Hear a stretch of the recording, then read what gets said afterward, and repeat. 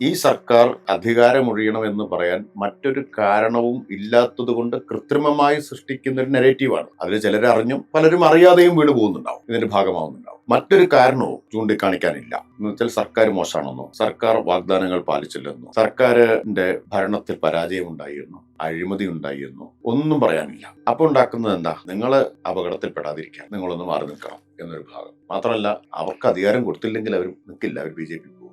കഴിഞ്ഞ ദിവസം അമിത്ഷാ പറഞ്ഞില്ലേ, ഇടതുപക്ഷ പ്രത്യയശാസ്ത്രത്തിൽ നിന്ന് രാജ്യത്തെ മോചിപ്പിക്കാൻ ഇനി കേരളം കൂടിയുള്ളൂ ബാക്കി.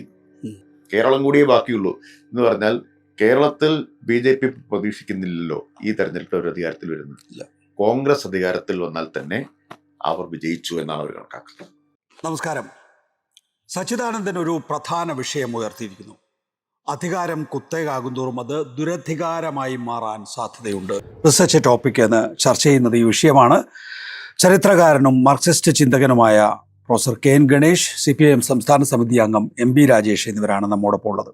ആദ്യം പ്രൊഫസർ KN ഗണേഷ്, ഞാൻ അങ്ങ് കേട്ടിട്ടുണ്ടാവുമെങ്കിൽ പോലും സച്ചിദാനന്ദന്റെ വാക്ക്. അത് ജനാധിപത്യത്തെ സംബന്ധിച്ച ഒരു വളരെ പ്രധാനപ്പെട്ട കാര്യം എന്നുള്ള നിലയ്ക്കാണ് ഞാൻ പറയുന്നത്. ഇത് കോൺഗ്രസ്സുകാർ ഇപ്പൊ ഭരിക്കുകയാണെങ്കിൽ ഞാൻ ഇത് തന്നെ പറയും. 2 തവണ ഭരിച്ചു കഴിഞ്ഞിട്ടുണ്ടെങ്കിൽ നിങ്ങൾ ഒരു പ്രതിപക്ഷത്തിരിക്കേണ്ട സമയമായി. പ്രതിപക്ഷത്തിരിക്കുന്നത് നല്ലതാണ് പാർട്ടികൾക്കെന്നാണ് എന്റെ ഒരു മുമ്പെയുള്ള കാഴ്ചപ്പാട്. കാരണം അത് ജനാധിപത്യത്തെ കുറിച്ചൊരു കാഴ്ചപ്പാടാണ്. ജനാധിപത്യത്തിൽ ജനാധിപത്യമാക്കുന്നത് പ്രതിപക്ഷമാണ്. പ്രതിപക്ഷമാണ് ഭരണപക്ഷത്തിന്റെ തെറ്റുകൾ കണ്ടുപിടിക്കുന്നത്, വീഴ്ചകൾ കണ്ടുപിടിക്കുന്നത്, ജനങ്ങൾക്ക് വേണ്ടി സംസാരിക്കുന്നതും ഒക്കെ തന്നെ. അതുകൊണ്ട് പ്രതിപക്ഷത്തിൽ ഇരിക്കുന്നത് ശക്തി കൂടാനുള്ള ഒരു വളരെ പ്രധാനപ്പെട്ട ഒരു പ്രവർത്തനമാണെന്നാണ് ഞാൻ വിചാരിക്കുന്നത്. അത് ഏത് പാർട്ടി ആയാലും തുടർച്ചയായിട്ടുള്ള ഭരണത്തിന്റെ ഏറ്റവും വലിയ കുഴപ്പം അത് കൂടുതൽ അഴിമതിയിലേക്ക് നയിക്കാം, അധികാര കേന്ദ്രീകരണത്തിലേക്ക് നയിച്ചേക്കാം, ഞങ്ങൾ അജയ്യരാണെന്നുള്ള തോന്നലിലേക്ക് നയിച്ചേക്കാം. അത് പാർട്ടികൾക്ക് ഉണ്ടാകേണ്ട വിനയം, ജനങ്ങൾക്ക് മുമ്പിലുള്ള വിനയത്തെ കുറിച്ചാണ് ഞാൻ പറയുന്നത്. അത് ഇല്ലാതാക്കുന്നതിന് കാരണം അദ്ദേഹം വളരെ വ്യക്തമായി തന്നെയാണ് ഈ കാര്യങ്ങൾ പറയുന്നത്. മലയാള മനോരമയുടെ ഞായറാഴ്ച പതിപ്പില് തുടർച്ചയായ ഭരണം ഗുണമോ ദോഷമോ എന്ന തലക്കെട്ടില് അധികാരം കുത്തകയാകും തോറും അത് ദുരധികാരമായി മാറാൻ സാധ്യതയുണ്ട്. ലോകത്ത് മുഴുവൻ ഇത് നമുക്ക് അനുഭവമുണ്ട്. വളരെ സൂക്ഷിച്ചിരിക്കുക എന്നാണ് പൊതുവെ അവനവനോടും മറ്റുള്ളവരോടും പറയാനുള്ളത്. ബംഗാളിന്റെ ഉദാഹരണം നമുക്ക് മുന്നിലുണ്ട് എന്നൊക്കെ ചൂണ്ടിക്കാണിച്ചുകൊണ്ട് അദ്ദേഹം പറഞ്ഞതിന് തുടർച്ചയായിട്ടാണ് അതൊരു മാധ്യമങ്ങളിൽ വിവാദമായി ഉയർന്നു വരികയും അതിനെ തുടർന്നാണ് അദ്ദേഹം ഈ സൗണ്ട് ബൈറ്റ് നൽകുകയും ചെയ്തിട്ടുള്ളത്. അതിനെ തുടർന്ന് അദ്ദേഹം പിന്നെയും ചില സാമൂഹ്യ മാധ്യമ കുറിപ്പുകൾ ഇടുകയും ഒക്കെ ചെയ്തു. ഇതിൽ നിന്ന് വളരെ വ്യക്തമായ ഒരു കാര്യം, ഇടതുപക്ഷ ജനാധിപത്യ മുന്നണി സർക്കാർ ഇനി ഒരിക്കൽ കൂടി അധികാരത്തിൽ വന്നാൽ CPM ഇടതുപക്ഷ ജനാധിപത്യ മുന്നണി ചീത്തയായി പോകുമെന്നാണ്. എങ്ങനെയാണ് ഇത്തരത്തിലുള്ള ഒരു വിമർശനം ഉന്നയിക്കുമ്പോൾ ശ്രദ്ധിക്കേണ്ടുന്ന ഏറ്റവും പ്രധാനപ്പെട്ട കാര്യം ഏത് സാഹചര്യത്തിലാണ് ഇങ്ങനെ ഒരു വിമർശനം ഉന്നയിക്കുന്നത് എന്നുള്ള കാര്യമാണ് നമ്മൾ നോക്കേണ്ടത്. കാരണം നമ്മളിവിടെ നേരിടുന്ന ഒരടിസ്ഥാന പ്രശ്നം, ഇടതുപക്ഷ ജനാധിപത്യ മുന്നണി ഒരു അഖിലേന്ത്യാ തലത്തിലുള്ള ഒരു ഭരണ സംവിധാനത്തിനെ സംബന്ധിച്ചിടത്തോളം പ്രതിപക്ഷത്ത് നിൽക്കുന്ന ഒരു പാർട്ടിയാണ്. CPM അടക്കം ഇടതുപക്ഷ പാർട്ടികൾ മുഴുവനും ഇന്ന് പ്രതിപക്ഷത്താണ് ഉള്ളത്. ഈ പ്രതിപക്ഷത്ത് നിൽക്കുന്ന ഈ പറയുന്ന പാർട്ടികൾ അവരുടേതായിട്ടുള്ള രീതിയിൽ ഇപ്പോൾ സമരങ്ങൾ നടത്തിക്കൊണ്ടിരിക്കുകയാണ്. ആ സമരങ്ങൾ എല്ലാ മേഖലകളിലും ഇന്നത്തെ കേന്ദ്ര ഗവൺമെന്റിന്റെ നയങ്ങൾക്കെതിരായിട്ടുള്ള സമരങ്ങൾ നടത്തി വരുന്നു. ഇത്തരത്തിലുള്ള നയങ്ങൾക്കെതിരായിട്ടുള്ള സമരങ്ങളുടെ ഒരു തുടർച്ച എന്നുള്ള നിലയിൽ ബദൽ സംവിധാനങ്ങൾ രൂപപ്പെടുത്തുന്നതിന്റെ ഭാഗമായിട്ടാണ് ഇവിടെ ഒരു LDF സർക്കാർ ഇപ്പോൾ ഭരിച്ചുകൊണ്ടിരിക്കുന്നത്. അപ്പോൾ ആ സമയത്ത് ഇതേ സമയത്ത് തന്നെ കേന്ദ്ര ഗവൺമെന്റ് വളരെ വ്യക്തമായ രീതിയിലും ഒരു കോർപ്പറേറ്റ് ഹിന്ദുത്വ ഫാസിസ്റ്റ് നയങ്ങൾ പിന്തുടർന്നുകൊണ്ടിരിക്കുന്ന ഒരവസ്ഥയുണ്ട്. അപ്പൊ അങ്ങനെ വരുമ്പോൾ ഒരു പ്രത്യേക സംസ്ഥാന ഗവൺമെന്റിന്റെ സർക്കാർ ഇനി മുതൽ തുടർഭരണം ഇനി നിങ്ങൾ വേണ്ട, നിങ്ങൾ പ്രതിപക്ഷത്തിരുന്നുള്ളൂ എന്ന് നമ്മൾ ആരെങ്കിലും പറയുകയാണെങ്കിൽ അവിടെ ഭരണപക്ഷമായിട്ട് ഈ സംസ്ഥാന ഗവൺമെന്റ് ആരാണ് ഭരിക്കുക എന്നുള്ളൊരു പ്രശ്നമുണ്ട്. ആ ഭരണപക്ഷം ആര് ഭരിക്കണം? ആ ഭരിക്കുന്നത് കേന്ദ്ര ഗവൺമെന്റിന്റെ നയങ്ങൾ പിന്തുടരുന്നവരാണോ അല്ലാത്തവരാണോ? ഏത് തരത്തിലുള്ള നയങ്ങളാണ് ഈ ഭരണപക്ഷം? പക്ഷെ ഇവിടെ സച്ചിദാനന്ദൻ ആശങ്കപ്പെടുന്നത് കമ്മ്യൂണിസ്റ്റ് പാർട്ടിയെ കുറിച്ചാണ്. തുടർഭരണം ഉണ്ടാകാനുള്ള പ്രത്യാഘാതം, ധാർഷ്ട്യം, അത് വീണ്ടും മൂന്നാമത്തെ ഒരു ഭരണം ഉണ്ടാവുകയാണെങ്കിൽ നശിക്കുന്ന അവസ്ഥയിലേക്ക് പോകും. ഇത് ആരാണ് നശിക്കുക? അതാണ് ഇതിൽ പ്രധാനപ്പെട്ട പ്രശ്നം. ഇവിടെ നശിക്കുന്നത് എന്ന് പറയുന്നത് ഒരു മൂവ്മെന്റ് ആണ് നശിക്കുക എന്ന് പറയുകയാണെങ്കിൽ, ഈ മൂവ്മെന്റ് എന്ന് പറയുന്നത് നിലനിൽക്കുന്നതും നശിക്കുന്നതും ഈ മൂവ്മെന്റിന് ഏതെങ്കിലും പ്രത്യേക ഘട്ടത്തിൽ ഭരണം കിട്ടിയോണ്ട് മാത്രമല്ല. ഒരു മൂവ്മെന്റിന്റെ വളർച്ച നിലനിൽക്കുന്ന എപ്പോഴും തന്നെ ഒരു ഭരണവർഗങ്ങളുടെ നയങ്ങൾക്കെതിരായിട്ടുള്ള പോരാട്ടങ്ങളിലൂടെയാണ്. അങ്ങനെ ഭരണവർഗ നയങ്ങൾക്കെതിരായിട്ടുള്ള പോരാട്ടത്തിനുള്ള ഒരു പ്രത്യേക ഒരു പ്ലാറ്റ്ഫോമായിട്ടാണ് സംസ്ഥാന ഗവൺമെന്റുകളെ വിനിയോഗിക്കുന്നത് എന്ന് വരികയാണെങ്കിൽ, പിന്നെ എന്തടിസ്ഥാനത്തിലാണ് ഈ പറയുന്ന സംസ്ഥാന ഗവൺമെന്റുകൾ ഈ ഭരണ കാരണം കൊണ്ട് മാത്രം ഒരു പാർട്ടി നശിക്കും എന്ന് പറയുന്നതിന്റെ ലോജിക്ക് എന്താണെന്ന് മനസ്സിലായില്ല. പക്ഷെ CPIMന്റെ സംസ്ഥാന സമ്മേളനം ഈ ഗവൺമെന്റ് അധികാരത്തിലേറിയതിനു ശേഷം, രണ്ടാമത് അധികാരത്തിലേറിയതിനു ശേഷം ഏതാണ്ട് സമാനമായിട്ടുള്ള വിലയിരുത്തലുകൾ അതിന്റെ പ്രമേയത്തിലൂടെ അവതരിപ്പിച്ചിട്ടുണ്ട്. ബംഗാളിൽ ഉണ്ടായ പോലൊരു തകർച്ച കേരളത്തിൽ ഉണ്ടാകരുത് എന്ന് മുന്നറിയിപ്പ് നൽകിയിട്ടുണ്ട്. തുടർഭരണം കൂടുതൽ അഴിമതിയിലേക്കും അധികാര കേന്ദ്രീകരണത്തിലേക്കും നയിക്കും, ജനങ്ങളോട് വിനയമില്ലാതെ പെരുമാറുന്ന അവസ്ഥയുണ്ടാവും. ഈ കാര്യത്തെ കുറിച്ചൊരു സെൽഫ് ക്രിട്ടിക്കൽ ആയിട്ടുള്ള സ്വയം വിമർശനപരമായിട്ടുള്ള ഒരു കാഴ്ചപ്പാട് ഇടതുപക്ഷ ജനാധിപത്യ മുന്നണിക്കും CPIMന് പ്രത്യേകിച്ച് ഉണ്ടെന്നല്ല എന്റെ അർത്ഥം. അതിന്റെ അർത്ഥം അങ്ങനെ വരുമ്പോൾ തീർച്ചയായിട്ടും സച്ചിദാനന്ദനെ പോലുള്ള ആളുകൾ ഇങ്ങനെ വിമർശനം ഉന്നയിക്കുമ്പോൾ അവരൊരു വാണിംഗ് നൽകുമ്പോൾ, വാണിംഗ് എന്ന് പറയുന്നത് തീർച്ചയായിട്ടും നമ്മൾ ചർച്ച ചെയ്യേണ്ട കാര്യം തന്നെയാണ്. പക്ഷെ വാണിംഗ് നൽകുക എന്നുള്ളത് മാത്രമല്ല ഇപ്പോൾ പറഞ്ഞതിലൂടെ വരുന്നത്. നിങ്ങൾ മാറി നിൽക്കണമെന്നാണ്. അതാണ് പ്രശ്നം. നമ്മൾ വാണിംഗ് നൽകുക, നിങ്ങൾ തുടർഭരണം നടത്തുകയാണെങ്കിൽ നിങ്ങൾ ഈ പറയുന്ന രീതിയിലുള്ള പ്രശ്നങ്ങൾ ഉണ്ടാകാം എന്നുള്ള അതെന്തുകൊണ്ടാണ് അങ്ങനെ നടത്തുമ്പോൾ ഞാൻ പറയുന്ന ഒരു ബൂർഷ്വാ ഭരണകൂടത്തിന്റെ ഘടനയ്ക്കുള്ളിൽ നിൽക്കുന്ന, ഉദാഹരണത്തിന് ഇടതുപക്ഷ പാർട്ടി ഏത് പാർട്ടിക്കായാലും ഒരു ബൂർഷ്വാ ഭരണകൂടത്തിന്റെ ഘടനയ്ക്കുള്ളിൽ നിൽക്കുന്ന ഒരു സംവിധാനത്തെ സംബന്ധിച്ചിടത്തോളം ആ ബൂർഷ്വാ ഭരണകൂടത്തിൽ ഇൻബിൽട്ട് ആയിട്ടുള്ള കറപ്റ്റ് പ്രാക്ടീസസ് ഉണ്ട്. അതായത് ഒരു ഭരണകൂടത്തിന്റെ അകത്ത് ഇൻബിൽട്ട് ആയിട്ട് ആ ഭരണകൂടം നിലനിൽക്കുന്നത്, അല്ലെ ഭരണവർഗങ്ങൾ നിലനിൽക്കുന്നത് തന്നെ ഇത്തരത്തിലുള്ള കറപ്ഷന്റെ അടിസ്ഥാനത്തിലാണ്. കോൺഗ്രസ് നിലനിന്നത് ഈ കറപ്ഷന്റെ അടിസ്ഥാനത്തിലാണ്. BJP അതുപോലെ തന്നെ നിലനിൽക്കുന്നതാണ്. അപ്പോൾ അതിന്റെ ഭാഗമായിട്ട് എന്തെങ്കിലും തരത്തിലുള്ള പാളിച്ചകൾ ഈ പറയുന്ന ഒരു സംസ്ഥാന ഗവൺമെന്റിന് വരും എന്ന് ആർക്കെങ്കിലും അത്തരത്തിലുള്ള ഒരു പ്രശ്നം ഉണ്ടാവില്ല. അത് മാത്രമല്ല ഇവിടെ പറഞ്ഞിരിക്കുന്നത്. മനസ്സിലായി, വരാം അങ്ങയിലേക്ക്. ശ്രീ MP രാജേഷ്, അശോകൻ ചെരുവിൽ സ്വാഭാവികമായിട്ടും ഞങ്ങൾ അവിടെ പോകുമ്പോൾ ആഗ്രഹിച്ചത് മാഷ് എന്താണ് പറയാന്ന് കേൾക്കാം. അത് തന്നെയാണ് നമ്മളെപ്പോഴും അദ്ദേഹത്തിന്റെ വീട്ടിൽ പോകുമ്പോഴൊക്കെ ചെയ്യാറ്. തുടർഭരണം വേണ്ടയോ തുടർഭരണം വേണ്ട എന്നുള്ളൊരു വാദഗതി അതിശക്തമായിട്ട് ഉയർന്നു വരുന്നുണ്ട്. അത് തുടങ്ങി വെച്ചത് നമ്മുടെ പ്രിയപ്പെട്ട കാരശ്ശേരി മാഷാണ്, കാരശ്ശേരി മാഷാണ്. ഒരു അടിയുറച്ച കോൺഗ്രസ് അനുഭാവിയാണ്. അപ്പൊ അദ്ദേഹത്തെ സംബന്ധിച്ചിടത്തോളം 2021 അദ്ദേഹം ഒരു ഭരണമാറ്റം ആഗ്രഹിച്ചു. ആ ഭരണമാറ്റം ഒരുപക്ഷെ നടക്കുകയില്ല എന്ന് അദ്ദേഹം തോന്നി. അപ്പൊ ഭരണമാറ്റം ഉണ്ടാകുന്നതിന് വേണ്ടി അദ്ദേഹം ഉണ്ടാക്കിയെടുത്തൊരു ഫോർമുലയാണ്. അതായത് ഇടതുപക്ഷത്തിന് വേണ്ടി അശോകൻ ചെരുവിൽ പറയുന്നത് ഭരണമുണ്ടെങ്കിലേ കോൺഗ്രസ് നിൽക്കൂ, ഭരണമില്ല എങ്കിൽ കോൺഗ്രസുകാർ BJPയിലേക്ക് പോകും എന്നാണ്. അതേസമയം ഇടതുപക്ഷത്തിന്റെ കാര്യത്തിലാണെങ്കിൽ ഭരണം പോയാലേ ഇടതുപക്ഷം നിൽക്കൂ എന്നുള്ള ഒരു ഫോർമുല ഉണ്ടാക്കിയെടുത്തിരിക്കുന്നു കാരശ്ശേരി മാഷ. അതിന്റെ തുടർച്ചയായിട്ടാണ് ഇപ്പോൾ സച്ചിദാനന്ദൻ ഇക്കാര്യങ്ങൾ പറയുന്നത് എന്നുള്ളതാണ്. നമുക്ക് ഇതൊരു നെറേറ്റീവായി ഉൽപ്പാദിപ്പിക്കപ്പെട്ടിരിക്കുന്നു എന്നുള്ളത് തന്നെ ഒരു അതിശയായി കാണുന്നുണ്ടോ? അതായത് എന്തുകൊണ്ടാണ് ഇത്തരം ഒരു നെറേറ്റീവിലേക്ക് വരേണ്ടി വരുന്നത്? ഈ സർക്കാർ അധികാരമൊഴിയണമെന്ന് പറയാൻ മറ്റൊരു കാരണവും ഇല്ലാത്തത് കൊണ്ട് കൃത്രിമമായി സൃഷ്ടിക്കുന്ന ഒരു നെറേറ്റീവാണ്. അതിൽ ചിലരറിഞ്ഞും പലരും അറിയാതെയും വീണ് പോകുന്നുണ്ടാവും, ഇതിന്റെ ഭാഗമാവുന്നുണ്ടാവും. മറ്റൊരു കാരണവും ചൂണ്ടിക്കാണിക്കാനില്ല. എന്ന് വെച്ചാൽ സർക്കാർ മോശമാണെന്നോ, സർക്കാർ വാഗ്ദാനങ്ങൾ പാലിച്ചില്ലെന്നോ, സർക്കാരിൻ്റെ ഭരണത്തിൽ പരാജയമുണ്ടായിരുന്നോ, അഴിമതി ഉണ്ടായിരുന്നോ, ഒന്നും പറയാനില്ല. അപ്പോൾ ഉണ്ടാക്കുന്നത് എന്താ? നിങ്ങൾ അപകടത്തിൽപ്പെടാതിരിക്കാൻ നിങ്ങളൊന്ന് മാറി നിൽക്കണം എന്നൊരു ഭാഗം. മാത്രമല്ല, അവർക്ക് അധികാരം കൊടുത്തില്ലെങ്കിൽ അവർ നിൽക്കില്ല, അവർ BJP പോകും. രണ്ട് കാര്യങ്ങൾ എനിക്ക് സച്ചിദാനന്ദ മാഷ് പറഞ്ഞതിനെ കുറിച്ച് പറയുന്നതിന് മുമ്പ്, ഈ കോൺഗ്രസ് ജയിച്ചില്ലെങ്കിൽ BJP പോകും എന്ന് പറയുന്ന വാദമുണ്ടല്ലോ. ഇതുവരെയുള്ള ചരിത്രം മുഴുവൻ എന്താ? ജയിച്ചിട്ട് പോയതാണ്. കർണാടകയിൽ ജനങ്ങൾ വോട്ട് ചെയ്ത് ജയിപ്പിച്ചത് കോൺഗ്രസിനെയാണ്. കോൺഗ്രസ് ആ കോൺഗ്രസ് ആണ് BJP പോയി, BJP ഭരണം വന്ന്. അതാണല്ലോ കഴിഞ്ഞ ഗവൺമെന്റ്. അതെ, കഴിഞ്ഞ ഗവൺമെന്റിന്റെ കാലം. Operation lotus.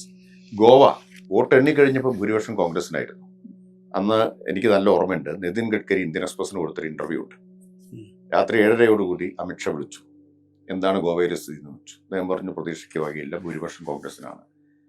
അങ്ങിപ്പോ ഗോവയിലെത്തണം, എങ്ങനെയും ഗവൺമെന്റ് രൂപീകരിക്കണം എന്ന് നിർദ്ദേശം തന്നു. പ്രത്യേക വിമാനത്തിൽ ഞാൻ അർദ്ധരാത്രിയോടുകൂടി പനാജി വിമാനത്താവളത്തിൽ ഇറങ്ങി. പുലർച്ചെ 5:30 ആയപ്പോഴേക്കും ഭൂരിപക്ഷം ഉണ്ടാക്കി. ഇത് നിതിൻ ഗഡ്കരി ഇന്ത്യൻ എക്സ്പ്രസിന് ഇന്റർവ്യൂ കൊടുക്കുകയാണ്. ജയിച്ച കോൺഗ്രസ് ആണ് പോയത്. മണിപ്പൂരിൽ ജയിച്ച കോൺഗ്രസ് ആണ് പോയത്. അരുണാചൽ പ്രദേശിൽ ഭരണത്തിലിരിക്കുന്ന കോൺഗ്രസ് ആണ്. അന്നത്തെ മലയാള മനോരമയുടെ തലക്കെട്ട് ഓർക്കുന്നുണ്ടോ? 32 പേരിൽ 31 പേരും BJP ആയി. അന്ന് BJP ഇല്ല. അതാ പറഞ്ഞത്, 31 പേരും BJP ആയി. എന്തായിരുന്നു തലക്കെട്ട്? കോൺഗ്രസിന്റെ കൈപ്പത്തിയിൽ അവശേഷിക്കുന്നത് ഒരു വിരൽ മാത്രമെന്നാണ്. അപ്പൊ ഇതെല്ലാം ജയിച്ചെടുത്താണ്. ഹിമന്ത ബിശ്വ ശർമ്മ കോൺഗ്രസ് നേതാവും PCC പ്രസിഡന്റും ആയിരുന്ന ആളാണ്, അവിടെ മന്ത്രിയായിട്ടുള്ള ആളാണ്. എത്ര ഉദാഹരണങ്ങളുണ്ട്. ജയിച്ച കോൺഗ്രസ് ആണ് BJP. ഇപ്പൊ ഏറ്റവും ഒടുവിൽ മറ്റത്തൂരിൽ ജയിച്ച കോൺഗ്രസ് ആണ് BJP ആയത്. മറ്റേ മഹാരാഷ്ട്രയിലെ കോർപ്പറേഷനിൽ 15 ജയിച്ച, അവിടെ BJPക്ക് ഭൂരിപക്ഷം ഇല്ല, ജയിച്ച കോൺഗ്രസ് കോർപ്പറേറ്റർമാർ, കൗൺസിലർമാരാണ് നേരെ BJP പോയി BJP ഭരണം പിടിക്കുന്നത്. എത്ര ഉദാഹരണം. ബീഹാറിൽ പിന്നെ പോട്ടെ, അവര് മറ്റേ ജയിച്ചവരാണ്, അധികാരത്തിലല്ല. ഞാൻ പറഞ്ഞ അധികാരം ഉള്ളപ്പോൾ കാലുമാറിയാതെയാണ് ഞാൻ പറയുന്നത്. അധികാരം ഉള്ളപ്പോൾ കാലുമാറിയ കഥയാണ്. അതുകൊണ്ട് കോൺഗ്രസ് ജയിച്ചാൽ കാലുമാറില്ല എന്ന് പറയും. ഇതിനോട് ചേർത്ത് വെക്കേണ്ട ഒരു കാര്യം കൂടിയുണ്ട്. കഴിഞ്ഞ തവണത്തെ BJP പ്രസിഡന്റിന്റെ പ്രസ്താവന ഓർമ്മയുണ്ടോ? ഞങ്ങൾക്കൊരു 35 സീറ്റ് കിട്ടിയാൽ ഞങ്ങൾ ഭരിച്ചോളും, 35 കിട്ടിയാൽ ഭരിക്കും എന്ന് പറഞ്ഞത്. അത് എന്ത് കണ്ടിട്ടാണ് ഈ പറയുന്നത്? അപ്പൊ കാര്യങ്ങൾ വളരെ വ്യക്തമാണ്. 2, സച്ചിദാനന്ദ മാഷ് പറഞ്ഞതില് അദ്ദേഹം ഒരു സംവാദം ഉദ്ദേശിച്ചായിരിക്കുമല്ലോ പറഞ്ഞിട്ടുണ്ടാവുക. അങ്ങനെ നോക്കിയാൽ അടിസ്ഥാനപരമായൊരു പ്രശ്നം എന്താ? അദ്ദേഹം വിചാരിക്കുന്നത് ഇടതുപക്ഷം ഈ ഭരണവർഗത്തിന്റെ ഭാഗമാണെന്നാണ്. ഇടതുപക്ഷത്തിനെ സംബന്ധിച്ച് അധികാരത്തിലിരിക്കുന്നതും ഒരു സമരമാണ്. തെരുവിൽ സമരം ചെയ്യുന്നത് പോലെ, നിയമസഭയിലും പാർലമെന്റിലും സമരം ചെയ്യുന്നത് പോലെ അധികാരവും ഒരു സമര മാർഗമായിട്ടാണ് ഉപയോഗിക്കുന്നത്. എങ്ങനെയാണ് ഈ 10 കൊല്ലത്തെ കാര്യം എടുക്കുക? എങ്ങനെയാണ് അധികാരം ഒരു സമരമായിട്ട് കേരളത്തിലെ ഗവൺമെന്റ് ഉപയോഗിച്ചത്? രാജ്യത്താകെ സ്കൂൾ അടച്ചുപൂട്ടുന്നു.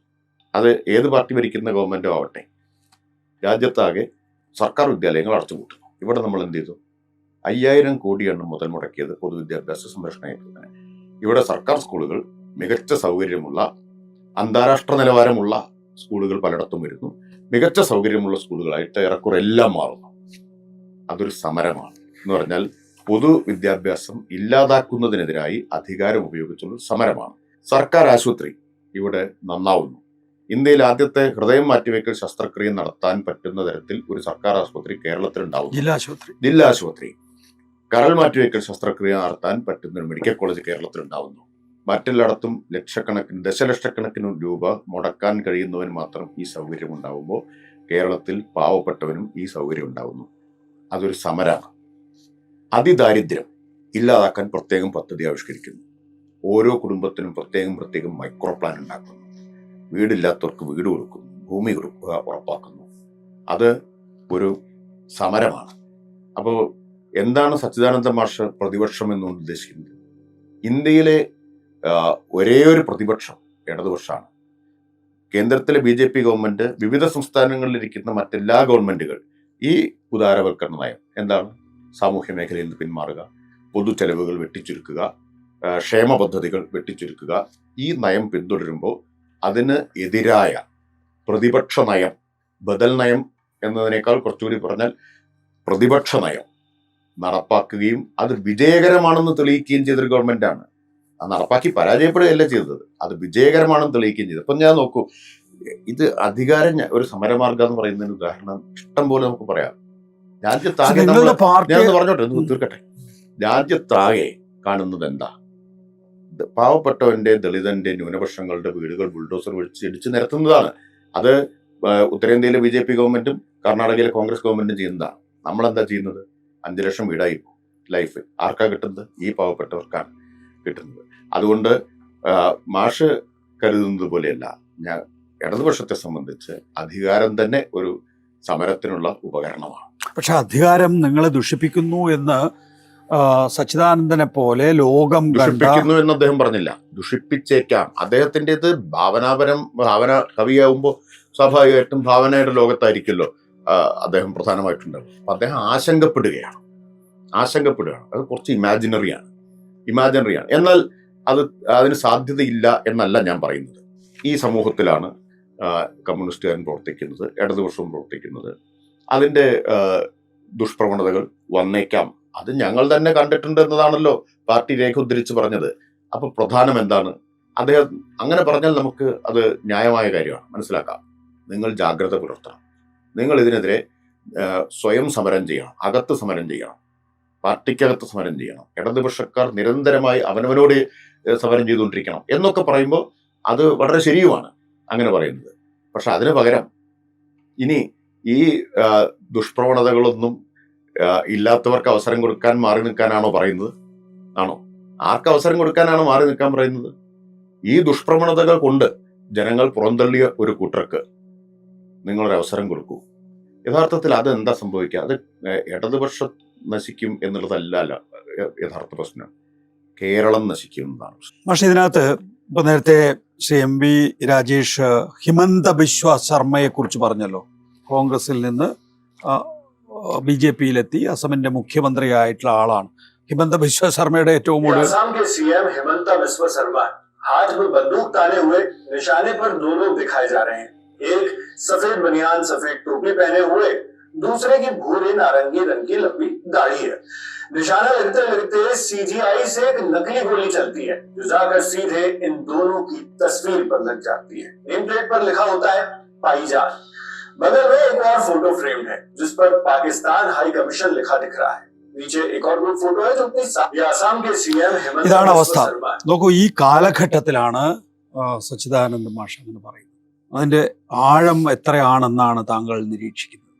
നേരത്തെ രാജേഷ് അതിന് വിശദമായി പറഞ്ഞല്ലോ. അരുണാചൽ പ്രദേശ് മുതൽ മറ്റത്തൂർ വരെ K. സുരേന്ദ്രൻ 35 മുതൽ 40 വരെ കിട്ടിയാൽ ഞങ്ങൾ അധികാരം പിടിക്കും എന്ന് പറഞ്ഞിടത്ത് നിന്ന് പിന്നീട് രണ്ടാമതും ആ ചോദ്യം ആവർത്തിച്ചപ്പോൾ മറ്റത്തൂരിൽ ഞങ്ങൾ 4 സീറ്റ് ജയിച്ചപ്പോൾ പഞ്ചായത്ത് ഭരണം പിടിച്ചില്ലേ എന്നാണ് ചോദിച്ചത്. ഒറ്റ കാര്യം ഞാൻ കൂട്ടിച്ചേർത്തോട്ടെ. ഈ മുസ്ലിമിന്റെ ചിത്രത്തിന് നേരെ ഉന്നം പിടിക്കുന്ന ഹിമന്ത ബിശ്വ ശർമ്മയിലേക്ക് ഗോൾവാൾക്കറിന്റെ ചിത്രത്തിന്റെ മുമ്പിൽ വിളക്ക് കൊളുത്തിയ സതീശനിലേക്കും ഉള്ള ദൂരം വളരെ കുറവാണ്. പക്ഷേ ഇവിടെയുള്ള ഒരു പ്രധാനപ്പെട്ട പ്രശ്നം, അത് സച്ചിദാനന്ദ മാഷിന്റെ ഒക്കെ ഒരു പ്രോബ്ലം അവിടെയാണ് കിടക്കുന്നത്. അതായത് ഈ യഥാർത്ഥത്തിൽ ഇപ്പോഴത്തെ ഒരു ഭരണവർഗത്തിന്റെ സ്വഭാവം എന്താണ് എന്നുള്ളത് അദ്ദേഹം മനസ്സിലാക്കുന്നില്ല എന്നുള്ളതാണ് അതിന്റെ ഏറ്റവും പ്രധാനപ്പെട്ട ഒരു പ്രശ്നമായിട്ട് കിടക്കുന്നത്. അദ്ദേഹം കാണുന്നത് നരേന്ദ്രമോദി ഹിന്ദുത്വ വർഗീയത, അത് ഫാസിസമാണ് എന്നുള്ള ഒരൊറ്റ ലോജിക്കിലാണ് നിൽക്കുന്നത്. ഈ ഫാസിസത്തെ യഥാർത്ഥത്തിൽ വളർത്തിക്കൊണ്ടുവന്നത്, ഇത്തരത്തിലുള്ള ഫാസിസ്റ്റിക് പ്രവണതകൾ ശക്തിപ്പെടുത്തിക്കൊണ്ടുവന്നത് ഇവിടുത്തെ കോർപ്പറേറ്റ് മുതലാളിത്തം. അപ്പൊ ഈ കോർപ്പറേറ്റ് ക്യാപിറ്റലിസം അല്ലെങ്കിൽ സാമ്രാജ്യത്വം തുടങ്ങിയിട്ടുള്ള വാക്കുകൾ അത് ഒരിക്കലും തന്നെ സച്ചിദാനന്ദ മാഷിന്റെ വായിൽ നിന്ന് വരുന്നില്ല എന്നുള്ളതാണ് ശ്രദ്ധിക്കേണ്ട ഏറ്റവും പ്രധാനപ്പെട്ട പ്രശ്നങ്ങൾ. അദ്ദേഹത്തിനെ സംബന്ധിച്ചിടത്തോളം അദ്ദേഹം ഫാസിസം എന്ന് കാണുന്നത് ഒരു മതവർഗീയ ഫാസിസത്തെ കുറിച്ച് മാത്രമാണ്.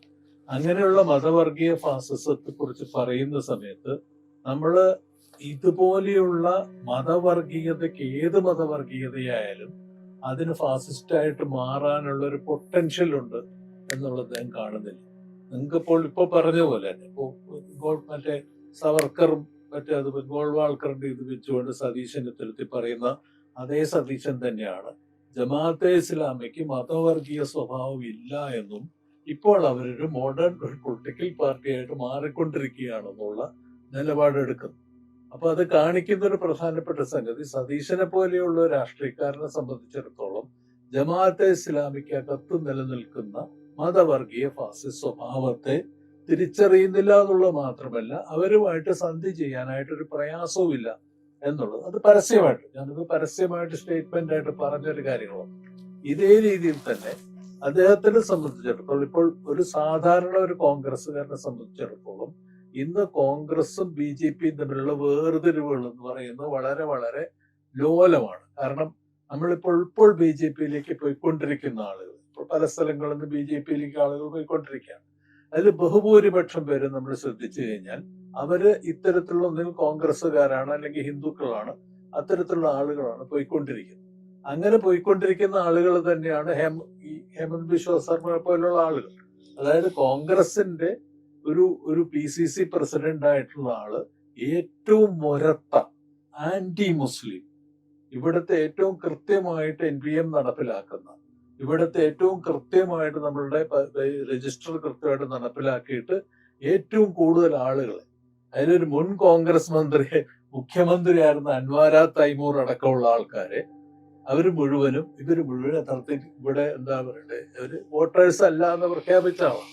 അപ്പൊ അങ്ങനെ ഇതിൽ അൻവാര തൈമൂറിനെ പോലെയുള്ള ഒരു മുൻ ജസ്റ്റിസ്, സുപ്രീം കോടതി ജസ്റ്റിസും അതിൻ്റെ അകത്ത് വിടുന്നുണ്ട്. അങ്ങനെ പ്രഖ്യാപിച്ച ആളാണ് ഹേമന്ത് ബിശ്വ ശർമ്മ. അപ്പൊ അത്തരത്തിലുള്ള ആളുകൾ അവരും കോൺഗ്രസ്സുകാരായിരുന്നു എന്നുള്ള കാര്യം ശ്രദ്ധിക്കണം. ഇതേപോലെ തന്നെയാണ് നമുക്ക് ഇന്ത്യയിൽ ഒട്ടാകെയുള്ള വ്യത്യസ്ത പ്രദേശങ്ങളിലുള്ള ആളുകൾ ഇതേ തരത്തിലുള്ള കോൺഗ്രസ്സുകാർ ഇതേപോലത്തെ ആളുകൾ തന്നെയാണ്. BJPക്ക് ഉദാഹരണം പറയുകയാണെങ്കിൽ, ഇപ്പൊ പറയാത്തൊരു കാര്യം കൂടി BJP ഡൽഹിയിൽ യഥാർത്ഥത്തിൽ BJP ജയിച്ചത് എങ്ങനെയാണ്? ആം ആദ്മി പാർട്ടിയും കോൺഗ്രസും തമ്മിൽ യഥാർത്ഥത്തിൽ സഖ്യം ഉണ്ടായിരുന്നെങ്കിൽ BJP ജയിക്കില്ലായിരുന്നു, വളരെ ക്ലിയർ ആയിട്ട് ജയിക്കില്ല. പക്ഷെ ആരാ പൊളിച്ചത്? കോൺഗ്രസ് ആണ് പൊളിച്ചത്. ഇത് നമ്മൾ കാണാതിരുന്നു. ഇതിന്റെ അർത്ഥം ഒരു സ്ഥലത്തും കോൺഗ്രസിന് മുൻകൈയുള്ള അവരുടെ ഒരു ഏകപക്ഷീയമായിട്ടുള്ള ഒരു ആധിപത്യം നിലനിർത്തുന്ന ആ വാദത്തിന്റെ അടിസ്ഥാനത്തിലുള്ള മുന്നണിക്ക് മാത്രം അവർ എന്തെങ്കിലും തരത്തിൽ പ്രാധാന്യം കൊടുക്കുന്നുള്ളൂ. സച്ചിദാനന്ദ മാഷ് വിചാരിക്കുന്ന പോലെ കോൺഗ്രസ് ഇടതുപക്ഷവും തമ്മിലുള്ള മുന്നണിക്ക് ആദ്യം എതിർ നിൽക്കുന്ന കോൺഗ്രസ് ആയിരിക്കും. നമുക്കിത് സച്ചിദാനന്ദ മാഷ്ക്ക് തിരിച്ചറിയാൻ കഴിയാതെ, ഇപ്പൊ ഞാൻ ഈ ദൃശ്യങ്ങൾ കാണിക്കാനുള്ള ഒരു പ്രധാനപ്പെട്ട കാരണം എന്ന് പറയുന്നത് വെച്ച് കഴിഞ്ഞാൽ, ഇതാണ് കോൺഗ്രസ്സുകാരനിൽ നിന്ന് BJP പരകായ പ്രവേശം ഉണ്ടായപ്പോൾ സംഭവിച്ചിട്ടുള്ള കാര്യം എന്നുള്ളതാണ്. ഇന്ത്യയിൽ തന്നെ ന്യൂനപക്ഷങ്ങൾക്ക്, മുസ്ലിങ്ങൾക്കായാലും ക്രിസ്ത്യൻ വിഭാഗത്തിനായാലും തോളോട് തോൾ ചേർന്ന് ജീവിക്കാൻ കഴിയുന്ന ഒരേ ഒരു പ്രദേശം കേരളമാണ്. അതിൻ്റെ കാരണക്കാര് ഇടതുപക്ഷമാണ് എന്ന് അറിയുന്ന ആളായിരിക്കില്ലേ സച്ചിദാനന്ദ മാഷ്.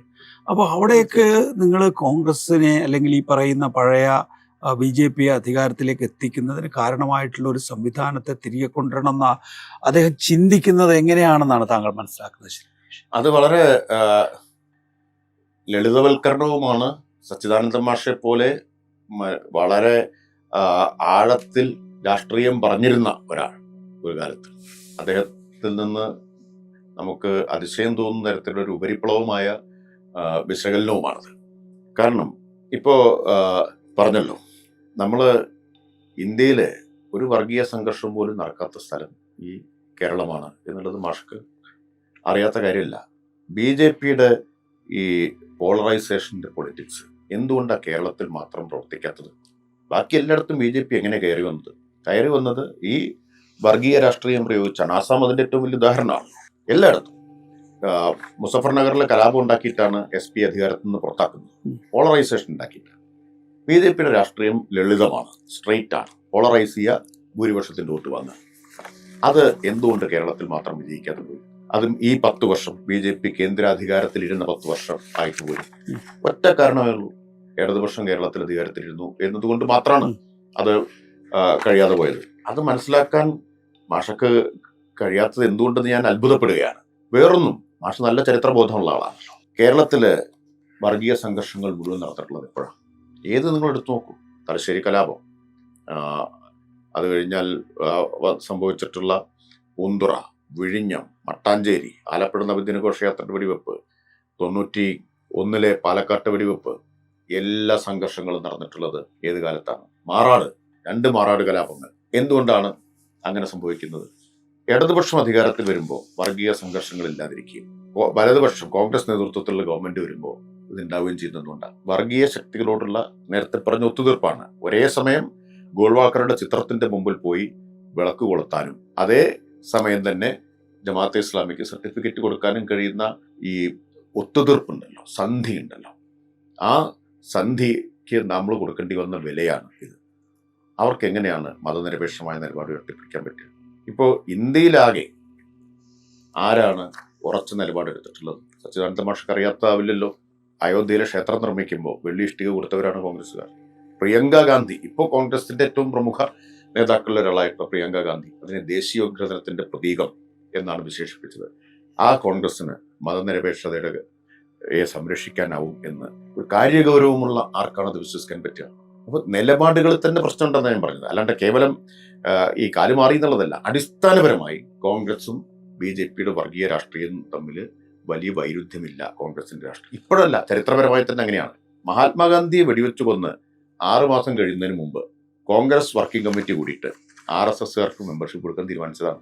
നെഹ്റുവിന്റെ സാന്നിധ്യത്തിലായിരുന്നു കമ്മിറ്റി കൂടിയത്, സർദാർ പട്ടേലിന്റെ ബൃന്ദയിലാണ്. 6 മാസം കഴിഞ്ഞിട്ടില്ല. നെഹ്റു വിദേശത്തായിരുന്നു. തിരിച്ചു വന്നപ്പോൾ നെഹ്റു ഇടപെട്ടിട്ടാണ് ആ തീരുമാനം റദ്ദാക്കുന്നത്. RSS മേധാവിയായിട്ടുള്ള പട്ടേലും RSS തമ്മിലുള്ള ധാരണ അതായിരുന്നല്ലോ. അതാണ് പ്രത്യക്ഷ രാഷ്ട്രീയത്തിൽ പിൻവലിച്ചില്ലേ, നിരോധനം പിൻവലിച്ചു. RSSന് റിപ്പബ്ലിക് ദിനത്തിൽ പരേഡ് നടത്താൻ സൗകര്യം കൊടുത്ത് ഗാന്ധി വധത്തിന് ശേഷം ഒറ്റപ്പെട്ട് കഴിഞ്ഞ RSSന് മുഖ്യധാരയിലേക്ക് വരാൻ അവസരം കൊടുക്കുകയും മാന്യത ലഭ്യമാക്കി കൊടുക്കുകയും ചെയ്താരാ? അടിയന്തരാവസ്ഥയിൽ ദേവറസിന്റെ RSSന്റെ മേധാവിയുടെ കത്തുണ്ട്. ഇന്ദിരാഗാന്ധിയുടെ സ്വാതന്ത്ര്യദിന പ്രസംഗത്തിൽ പ്രശംസിച്ചുകൊണ്ടുള്ള കത്തുണ്ട്. ഒന്നല്ല, 2 or 3 കത്തുണ്ട്. ഇതാണ് കോൺഗ്രസും RSSും അല്ലെങ്കിൽ കോൺഗ്രസും വർഗീയതയും തമ്മിലുള്ള പാരസ്പര്യം എല്ലാ കാലത്തും എന്നത്. പിന്നെ ഇപ്പോ ഇന്നേ വരെ കോൺഗ്രസ് ഈ എന്താ പറയാ, ഒരു പശ്ചാത്താപം പ്രകടിപ്പിക്കുകയോ അല്ലെങ്കിൽ ഖേദം പ്രകടിപ്പിക്കുകയോ ചെയ്തിട്ടുണ്ട്. ഡൽഹി വംശഹത്യയെ ന്യായീകരിച്ചിട്ടുള്ളതാണ് കോൺഗ്രസ്. ഇന്ദിരാഗാന്ധിയുടെ മരണത്തിന് ശേഷമുള്ളതാണ് പറഞ്ഞത്. പിന്നെ മാധവന്റെ കഥയ്ക്ക് തന്നെ നിദാനമായ രാഹുൽ ഗാന്ധി അത് റിഗ്രറ്റ് ചെയ്തിട്ടുണ്ട്. അല്ല, ബാക്കി കോൺഗ്രസ് നേതാക്കൾ ആരും അക്കാര്യത്തിൽ കോൺഗ്രസ് ഔദ്യോഗികമായ ഒരു പാർട്ടി എന്ന നിലയിൽ പറഞ്ഞിട്ടുണ്ട്. അപ്പൊ അതാണ് കോൺഗ്രസ് എന്നുള്ളത് മനസ്സിലാക്കണം. ആ കോൺഗ്രസിനെ എങ്ങനെയാണ് മതനിരപേക്ഷതയുടെ കാര്യത്തിൽ വിശ്വസിക്കുന്നത്?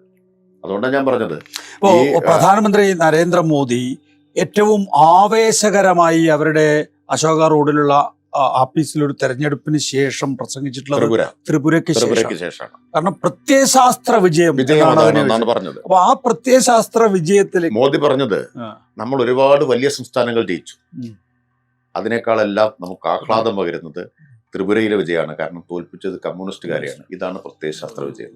അതിലൊരു കാര്യം കൂടി സൂചിപ്പിക്കാറുണ്ട്. അതായത് ശ്രദ്ധിക്കാത്ത ഒരു ഹിസ്റ്റോറിക്കൽ ഡീറ്റെയിൽ കൂടിയുണ്ട്. അതായത് നമ്മള് 1948 കമ്മ്യൂണിസ്റ്റ് പാർട്ടിയെ ബാൻ ചെയ്തു.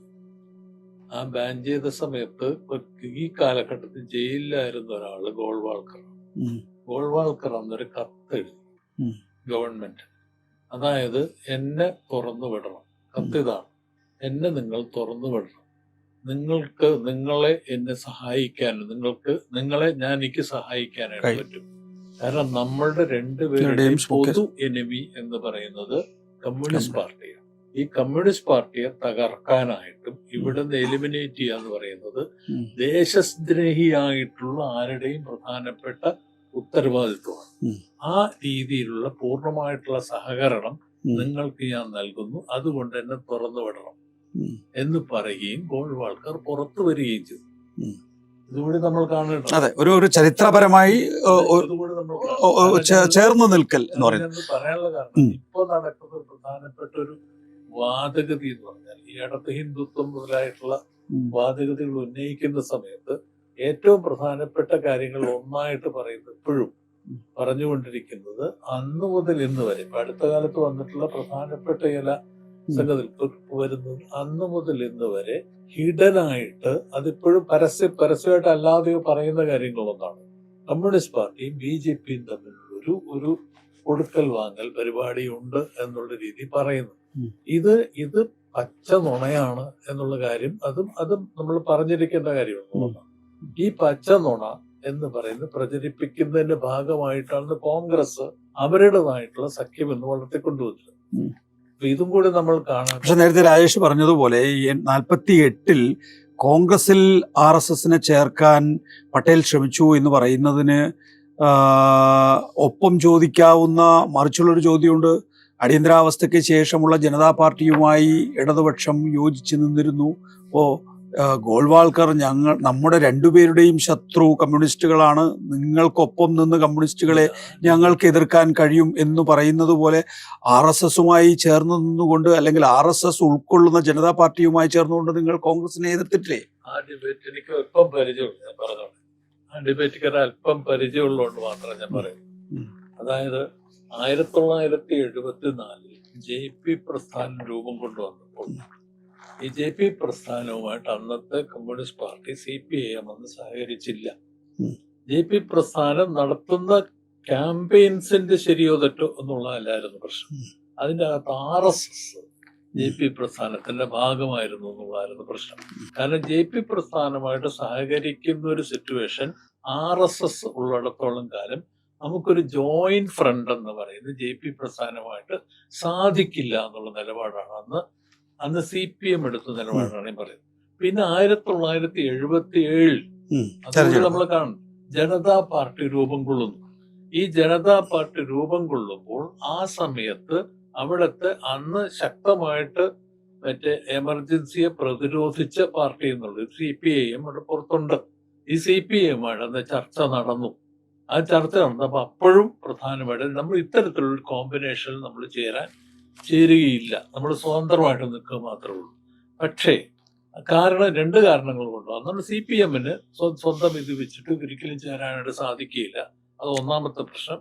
രണ്ടാമത്തെ പ്രശ്നം, നിങ്ങൾ ഇപ്പോൾ ജോയിൻ ചെയ്യുന്ന സംഗതിയിൽ അതിൽ അടൽ ബിഹാരി വാജ്പേയി ഓൾറെഡി അതിന്റെ ഭാഗമായിട്ട് നിൽക്കുന്നുണ്ട്. ഈ ജനതാ പാർട്ടി കോമ്പിനേഷന്റെ അകത്ത് അപ്പോൾ തന്നെ അടൽ ബിഹാരി വാജ്പേയി എൻ്റെ അകത്തുണ്ട്. അങ്ങനെയുള്ള അടൽ ബിഹാരി വാജ്പേയിയുമായിട്ട് ബന്ധപ്പെട്ടുള്ള ഒരു സംഗതിക്കും ഒരു തരത്തിലും ബന്ധപ്പെടുകയില്ല എന്നുള്ള നിലപാടാണ് എടുത്തത്. അതുകൊണ്ട് ഒരിക്കലും തന്നെ ഒരു ജോയിന്റ് ഫ്രണ്ടിന്റെ ഭാഗമായിട്ട് മന്ത്രിസഭയിൽ പക്ഷെ തെരഞ്ഞെടുപ്പിൽ ഒന്നിച്ച് മത്സരിച്ചിരുന്നു. ഇല്ല, അവിടെയും തെറ്റാണ്. കാരണം അവിടെ ഒന്നിച്ചല്ല മത്സരിച്ചത്, പരസ്പരം പ്രചരണം നടത്തിയിരുന്നു. ഒന്നിച്ചല്ല മത്സരിച്ചത്. അവിടെ നിങ്ങൾക്ക് അടിയന്തരാവസ്ഥക്കെതിരായിട്ടുള്ള അടിയന്തരാവസ്ഥ പെർപെട്രേറ്റ് ചെയ്തിട്ടുള്ള ഒരു അമിതാധികാര ഒരു കോമ്പിനേഷനാണ് കോൺഗ്രസിന്റെ നേതൃത്വത്തിൽ അപ്പുറത്ത് നിൽക്കുന്നത്. അവർ അടിയന്തരാവസ്ഥ പിൻവലിച്ചിട്ടേ ഉള്ളൂ. ബാക്കി അടിയന്തരാവസ്ഥയുടെ ഒരു നടപടിക്രമങ്ങൾ അവർ മാറ്റിയിട്ടില്ല, ഒന്നുപോലും. മിസ അടക്കം അന്ന് വിഡ്രോ ചെയ്തിരുന്നില്ല. ആ ഒരു സാഹചര്യത്തിൽ അടിയന്തരാവസ്ഥക്കെതിരായിട്ട് പെർപെട്രേറ്റ് ഗവൺമെന്റ് എതിരായിട്ട് ഉള്ള പോരാട്ടത്തിന്റെ ഭാഗമായിട്ട് ഒരു പുതിയൊരു ഓൾട്ടർനേറ്റീവ് ഗവൺമെന്റ് വരികയാണ് അതിനെ പിന്തുണയ്ക്കുന്നത് പ്രഖ്യാപിച്ചു. അതാണ് സംഭവിച്ചത്. കാരണം അതിനെയാണ് ഈ പറയുന്ന രീതിയിൽ വളച്ചൊടിക്കുന്നത് എന്നുള്ളതാണ് ഞാൻ സൂചിപ്പിക്കുന്നത്. ശ്രീ ഗണേഷ് മാഷ് ഒരു മാർക്സിസ്റ്റ് സൈദ്ധാന്തികൻ കൂടിയാണ്. പക്ഷേ ഈ സച്ചിദാനന്ദന്റെ ഏറ്റവും ഒടുവിലുള്ള ഫേസ്ബുക്ക് പോസ്റ്റിൽ ഗ്രാംഷിയും റോസ ലക്സംബർഗിനെയും ഒക്കെ പറയുന്നുണ്ട്. അതിനകത്ത് ഈ after the decline of Leninism and the demise of Stalinism ഉണ്ടായിട്ടുള്ള ഒരു കൺസെപ്ച്വലായിട്ടുള്ള ഡെമോക്രസിയെക്കുറിച്ചുള്ള അവബോധത്തെ വിശദീകരിക്കുന്നുണ്ട്. ആ വിശദീകരണം എന്ന് പറയുന്നത് ഈ ഏകാധിപത്യ പ്രവണത പിൽക്കാലത്ത് ദുരധികാരമായി മാറും എന്നും അതാണ് യഥാർത്ഥത്തിൽ റഷ്യയുടെ അല്ലെങ്കിൽ സോവിയറ്റ് യൂണിയന്റെ തകർച്ചയെന്നും ഇപ്പോൾ ചൈനയിൽ ഒരു കൊളോണിയൽ സംവിധാനമായിട്ട് ചൈന മാറുന്നതിനെ കുറിച്ചൊക്കെ ചൂണ്ടിക്കാണിച്ചിട്ടുള്ളത്. അങ്ങനെ ഒരു ഈഗിൾ വ്യൂ ഉള്ള ഒരാളാണ് കവി അല്ലെങ്കിൽ ഒരു മാർക്സിസ്റ്റ് വായനക്കാരൻ കൂടിയായിട്ടുള്ള സച്ചിദാനന്ദൻ എന്ന് പറയുന്നത്. അപ്പോൾ ആ കേൾവി നമുക്ക് വേണം എപ്പോഴും.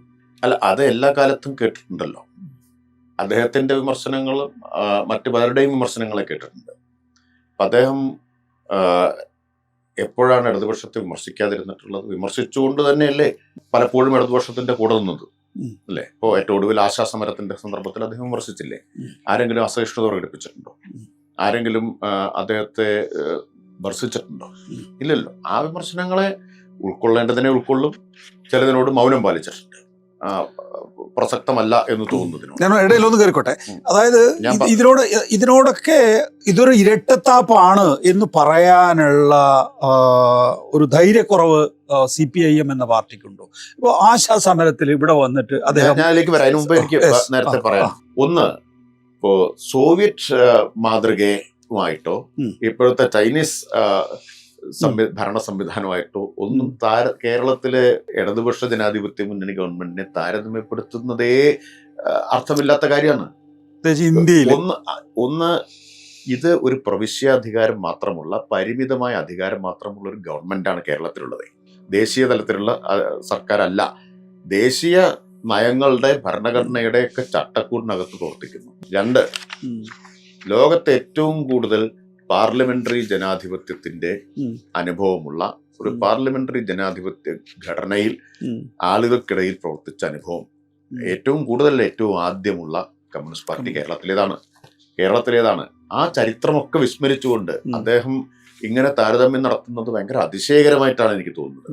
അതെങ്ങനെയാണ് താരതമ്യം ശരിയാവുന്നത്? 57 ലോകത്ത് എന്ന് വെച്ചാൽ എം.പി. രാജേഷ് റോസ ലക്സംബർഗിന്റെ കൂടിയാണ്. ഞാൻ അതിനെ അങ്ങനെ നമ്മൾ സമീകരിക്കരുത്. ഞാൻ പറഞ്ഞു വരുന്നത് ഈ പാർലമെന്ററി ജനാധിപത്യത്തിന്റെ അനുഭവങ്ങൾ ലോകത്ത് മറ്റെവിടെയുള്ള കമ്മ്യൂണിസ്റ്റുകാരേക്കാൾ കൂടുതൽ നമുക്കുണ്ടെന്നാണ് പറയുന്നത്. ആ വഴക്കം നമുക്കുണ്ട്. കേരളത്തിലെയും ഇന്ത്യയിലെയും കമ്മ്യൂണിസ്റ്റുകാർക്കുണ്ട് അതിനകത്ത് പ്രവർത്തിച്ചതിന്റെ വഴക്കം. ഏത് പാർലമെന്ററി സംവിധാനത്തിന്റെ? ബൂർഷ്വാ പാർലമെന്ററി ജനാധിപത്യ സംവിധാനത്തിനകത്തുള്ള ആ വഴക്കം ഉള്ളവരാണ് കേരളത്തിലെ കമ്മ്യൂണിസ്റ്റുകാർ. അതാണ് ജാക്ക് റാൻസിയർ പറയുന്നത്. ആ അനുഭവം ഉള്ളവരാണ്. അതിനകത്ത് നിന്നുകൊണ്ട്, അതായത് ഈ പാർലമെന്ററി ജനാധിപത്യത്തിന്റെ പരിമിതികൾക്കകത്ത് നിന്നുകൊണ്ട് എത്രമാത്രം ആശ്വാസം ജനങ്ങൾക്ക് പകരാൻ കഴിയും എന്നും തെളിയിച്ചവരാണ് കേരളത്തിലെ സംശയമില്ലാത്ത. കേരളത്തിലും ബംഗാളിലും അതെ. ഭൂപരിഷ്കരണം ഉൾപ്പെടെയുള്ള കാര്യങ്ങൾ. ബംഗാളിൽ അങ്ങനെയാണോ എന്നുള്ളതാണ്. ബംഗാളിൽ അങ്ങനെ അല്ലാത്തത് കൊണ്ടും ഈ ദുരധികാരം ഏറ്റവും കൂടുതൽ ബംഗാളിലെ പ്രശ്നത്തെ നമ്മൾ അത് മാത്രമായിട്ട് ചുരുക്കിയിട്ടല്ല കണ്ടത്. അത്തരം തെറ്റായ പ്രവണതകൾ ഉണ്ടായിട്ടുണ്ടെന്ന് പാർട്ടി തന്നെ വിലയിരുത്തിയതാണ്. അത് മാത്രമായിരുന്നില്ല അവിടുത്തെ കാരണം. വളരെ ആസൂത്രിതമായിട്ട് വലതുപക്ഷം ഒന്നിച്ച് അണിനിരന്ന് കടന്നാക്രമണം നടത്തി അതിലേക്ക് ഇടയാക്കിയിട്ടുള്ള പിഴവുകൾ സംഭവിച്ചിട്ടുണ്ടാവും. പക്ഷെ അതല്ലാതെ ഈ കൊഴിഞ്ഞു പോകുന്നത് പോലെ കൊഴിഞ്ഞു പോയതല്ലല്ലോ, ആക്രമിച്ച് തകർത്തതാണല്ലോ. ആക്രമിച്ച് തകർത്തത്. ഞാൻ ഇടയിൽ കയറാൻ നേരത്തെ പറഞ്ഞ കാര്യം അതാണ്. അതിലേക്കാണ് അത് ആ ഒരു ചോദ്യമായിട്ട് ഞാൻ ഉന്നയിക്കാം. അതായത് എന്തുകൊണ്ടാണ് സച്ചിദാനന്ദൻ പറയുന്നത് യുക്തിയില്ലാത്ത കാര്യമാണ് എന്നും അത് അപലപിച്ച് പാർട്ടിക്ക് മുന്നോട്ട് പോകാനും കഴിയാതിരിക്കുന്നത്? ഇപ്പോൾ ഉദാഹരണത്തിന് സെക്രട്ടേറിയറ്റിന് മുമ്പിൽ സച്ചിദാനന്ദൻ എത്തി ആശമാർ സമരം ചെയ്യുന്ന സമയത്ത് താങ്കൾ തന്നെ ഇന്ന് 2 തവണയായിട്ട് അത് വിശദീകരിക്കുകയും ചെയ്തു. 1000-1000-ആയി 2000 ഉറുപ്പ്യ വർദ്ധിപ്പിച്ചു കൊടുത്തു. കേന്ദ്ര സർക്കാരിന്റെ ബജറ്റിൽ 1 ഉറുപ്പ്യ കൂട്ടിക്കൊടുക്കുന്നില്ല. പക്ഷെ എവിടെയും പന്തലൊരുങ്ങുന്നില്ല, എവിടെയും സച്ചിദാനന്ദൻ മാഷുമാര് എത്തുന്നില്ല എന്നുള്ളതാണ്, വോയിസ് ചെയ്യുന്നില്ല എന്നുള്ളതാണ് അതിനെതിരെ. എന്നിട്ടും എന്തേ ഈ ഇരട്ടത്താപ്പ് നിങ്ങൾക്ക് ചൂണ്ടിക്കാണിക്കാൻ കഴിയും? ഞങ്ങളതില് സച്ചിദാനന്ദൻ മാഷെ പോലൊരാളെ കാണുന്നത് മിക്കപ്പോഴും ഇടതുപക്ഷത്തോടൊപ്പം നിന്നിട്ടുള്ള, എന്നാൽ ഞങ്ങളെ വിമർശിക്കുന്നതിൽ ഒരു മയവും മടിയും ഒരു ഘട്ടത്തിലും കാണിക്കാത്ത ഒരാളെന്ന നിലയിലാണ്. അപ്പം അത് തന്നെ ഇടതുപക്ഷത്തിന് വിമർശനങ്ങളോടുള്ള സഹിഷ്ണുത എത്രയുണ്ടെന്നുള്ളതിൻ്റെ കൂടി ഒരു തെളിവാണത്. മാഷ് വിമർശിക്കാറുണ്ട്. വിമർശിച്ചു എന്നതുകൊണ്ട് അല്ലെങ്കിൽ മാഷ് ഇത്തരത്തിലുള്ള നിലപാടെടുത്തു എന്നതുകൊണ്ട് ശത്രുതാപരമായൊരു സമീപനം ഞങ്ങൾ ഒരു കാലത്തും സ്വീകരിച്ചിട്ടില്ല. അതാണ്. അതുകൊണ്ട് മാഷെ കടന്നാക്രമിക്കാനും പോയിട്ടില്ല.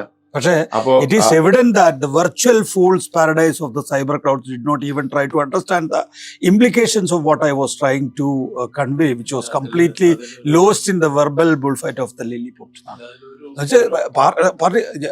ചോദ്യം പൂർത്തിയാക്കട്ടെ. പാർട്ടിയുടെ സൈബർ ഗുണ്ടകൾ ഒരു വെർച്വൽ വിഡ്ഢി ലോകത്തെ ആണ് നിൽക്കുന്നതെന്ന് പറയുന്നത്. അപ്പോൾ നിങ്ങളെപ്പോലുള്ളവർ വളരെ പോളിഷ്ഡ് ആയിട്ടുള്ള സമയം എടുക്കുക, എന്നിട്ട് നിങ്ങൾ നിങ്ങളുടെ വെർച്വൽ ഗുണ്ടകളെ ഉപയോഗിച്ച് ആക്രമിക്കുക. അതായത് ഞാനിവിടെ പറയുന്നത് ഇപ്പൊ പറഞ്ഞ സംഗതിയുടെ, അതായത് പറഞ്ഞത് റോസ ലക്സംബർഗ് തുടങ്ങി വെച്ചൊരു സാധനം, അത് മാത്രം ഒന്ന് അല്പം പറയേണ്ട കാര്യം. കാരണം എന്താ വെച്ചാൽ 2 കാര്യം വളരെ പ്രധാനമാണ്.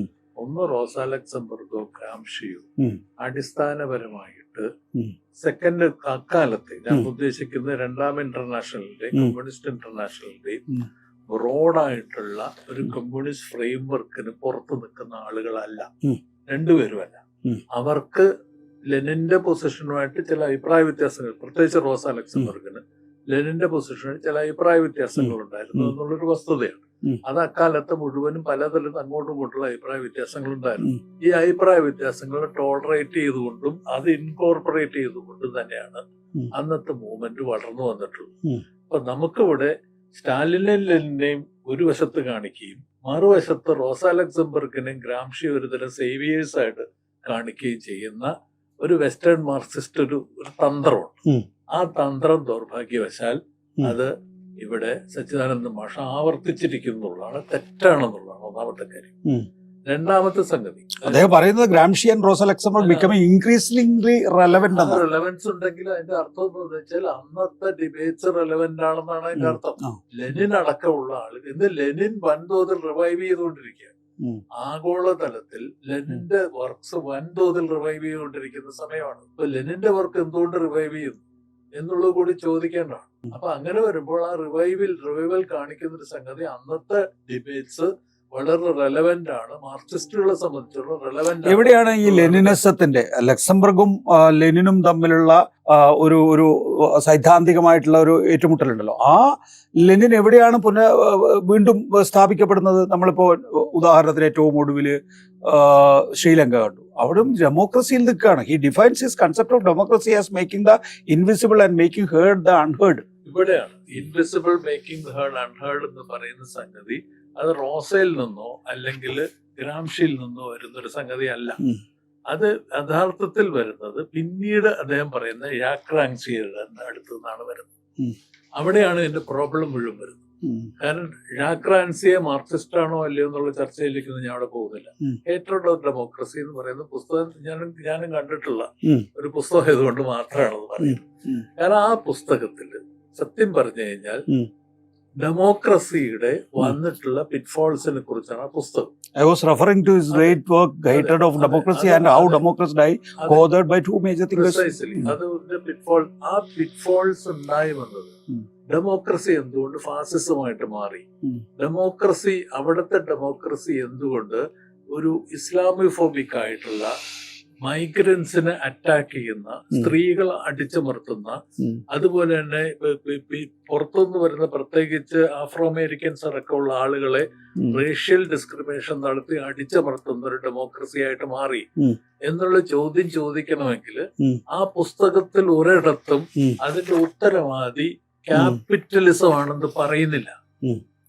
നിങ്ങൾ ഒരു പുസ്തകത്തിൽ ക്യാപിറ്റലിസം എന്ന് പറയുന്ന വാക്ക് ഉപയോഗിക്കാതെ ഒരാൾ മാർക്സിസ്റ്റ് ആണെന്ന് പറഞ്ഞാൽ അതെനിക്ക് അംഗീകരിക്കാൻ കഴിയില്ല. ഒന്ന്. രണ്ടാമത്തെ സംഗതി, ഫാസിസവും സ്റ്റാലിനിസവും തമ്മിൽ വേർതിരിക്കുന്നില്ല, രണ്ടും ഒന്നാണ് എന്നുള്ള രീതിയിലാണ് പോകുന്നത്.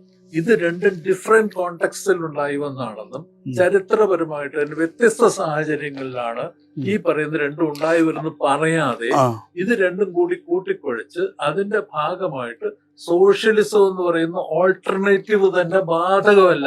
അപ്പൊ ഗണേഷ് മാഷ് പറയുന്നത് അങ്ങനെയാണെങ്കിൽ സച്ചിദാനന്ദന് ഇന്നത്തെ രാഷ്ട്രീയം മനസ്സിലാകുന്നില്ല.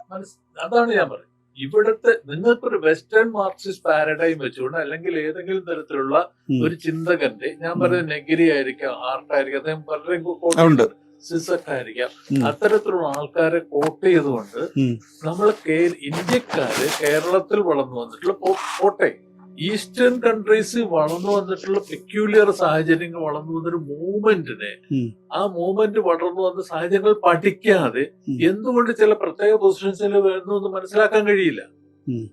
അത് മനസ്സിലാക്കാൻ ശ്രമിക്കുന്നതിന് പകരം നമുക്കിവിടെ ഹേറ്റഡ് ഓഫ് ഡെമോക്രസി ഞാൻ വായിച്ചു അല്ലെങ്കിൽ വേറെ ഏതെങ്കിലും 4-5 പുസ്തകം വായിച്ചു എന്ന് പറഞ്ഞിട്ട് ഉത്തരം പറയാൻ ശ്രമിക്കുക ദൗർഭാഗ്യവശാൽ നമ്മുടെ ഇന്റലക്ച്വൽസിന് പറ്റുന്ന ഒരു തകരാറാണെന്നുള്ളതാണ് എന്റെ. രാജേഷ്, ഈ വെർച്വൽ ഫൂൾസ് പാരഡൈസ് നോക്കൂ, സോഷ്യൽ മീഡിയയിൽ വെർച്വൽ പാരഡൈസ് ഇതിൽ നിന്നുണ്ടായി വരും. Whose paradise? Who are the virtual fools? ആ കടുത്ത വാക്ക് ഞാൻ ഉപയോഗിക്കുന്നില്ല. പക്ഷെ ഈ യാഥാർത്ഥ്യങ്ങളിൽ നിന്നകന്ന ഭാവനാലോകത്ത് നിന്നുകൊണ്ട് സാങ്കല്പികമായിട്ടുള്ള ആശങ്കകളാണ് ഉയർത്തുന്നത്. അത് ഇടതുപക്ഷം അധികാരത്തിൽ വീണ്ടും വന്നാൽ എന്നുള്ളത്. ഇടതുപക്ഷം വിമർശനത്തിന് അതീതരല്ല ആണെന്നല്ല ഞാൻ പറയുന്നു, അല്ലെങ്കിൽ ഇടതുപക്ഷത്തിന് മുന്നറിയിപ്പുകൾ നൽകാൻ പാടില്ല എന്നുമല്ല. വിമർശനമോ മുന്നറിയിപ്പോ അല്ല, ഇത് ഒരുതരം ആജ്ഞയാണ്, ഇനി നിങ്ങൾ മാറി വെക്കൂ എന്നുള്ളത്. അപ്പം അതിന് കാരണമായിട്ട് പറയുന്നത് അത് ഭാവനാലോകത്ത് ഇരുന്ന് കാണുന്ന സാങ്കല്പിക കാരണങ്ങളുമാണ്. യാഥാർത്ഥ്യവുമായിട്ടതിന് ഇപ്പം നമ്മുടെ മുമ്പിലുള്ള യാഥാർത്ഥ്യമായിട്ട് ബന്ധമില്ല, യാഥാർത്ഥ്യത്തിൽ നിന്ന് അകന്നതാണ്. പിന്നെ സാമൂഹിക മാധ്യമങ്ങളിലെ പ്രചരണം, അതൊരു പക്ഷേ അദ്ദേഹം ഇപ്പോൾ കടുത്ത വിമർശനം നേരിട്ടതുകൊണ്ട് പ്രയോഗിച്ചൊരു കടുത്ത പ്രയോഗമായിരിക്കും എന്നാണ് ഞാൻ വിചാരിക്കുന്നത്. ഞങ്ങൾക്ക് പിന്നെ ഇത് ശീലമായി പോയതുകൊണ്ട് ശീലമായി പോയതുകൊണ്ടല്ല. അദ്ദേഹത്തിന്റെ ഒരു ബയോഗ്രഫി എഴുതി വെക്കുന്നുണ്ട്. അദ്ദേഹം പറയുന്നത് എൻ്റെ വർക്കുകൾ ഇവർ വായിച്ചിട്ടുണ്ടാകില്ല എന്ന് പറഞ്ഞുകൊണ്ട്, മാത്രമല്ല ജനങ്ങൾക്കും തൊഴിലാളികൾക്കും വേണ്ടിയിട്ടുള്ള എല്ലാ സ്ട്രഗിളിലും, പ്രധാനപ്പെട്ട എല്ലാ സ്ട്രഗിളുകളിലും അദ്ദേഹം പങ്കാളിയായിരുന്നു. അതുപോലെ തന്നെ അടിയന്തരാവസ്ഥ കാലത്ത് അദ്ദേഹം 2 തവണ ചോദ്യം ചെയ്യലിന് വിധേയരായിരുന്നു. അതുപോലെ തന്നെ ഫാഷിസത്തെക്കുറിച്ച് 1985 മുതൽ അദ്ദേഹം സംസാരിക്കുന്നു. പിന്നീട് taken part in the struggle of peasants and women and minority പറഞ്ഞ ആ വിശദാംശങ്ങൾ നൽകുന്നു. നമുക്ക് അതേസമയം ഈ പറയുന്ന വെർച്വൽ ഫൂൾസ് പറയുന്നത് എന്താണ്? അദ്ദേഹം പറയുന്ന സോക്കോൾഡ് വെർച്വൽ ഫൂൾസ് പറയുന്നത് എന്താണ്? അവർ പറയുന്നത് എന്താണ്? 96-ൽ കേന്ദ്ര സാഹിത്യ അക്കാദമി സെക്രട്ടറിയായി ദേവഗൌഡ നിയമിച്ചു. പിന്നീട് രാഷ്ട്രീയ മാറ്റം ഉണ്ടാകുമ്പോൾ രാജിവെക്കാറുണ്ട്. പക്ഷേ സച്ചി മാഷ് രാജിവെച്ചില്ല. വാജ്പേയി സർക്കാർ അധികാരത്തിൽ വന്നിട്ടും രാജിവെച്ചില്ല.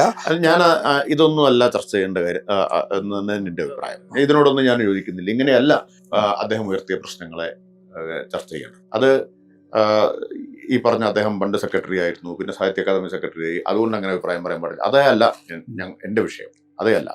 പ്രശ്നം എന്താണ്?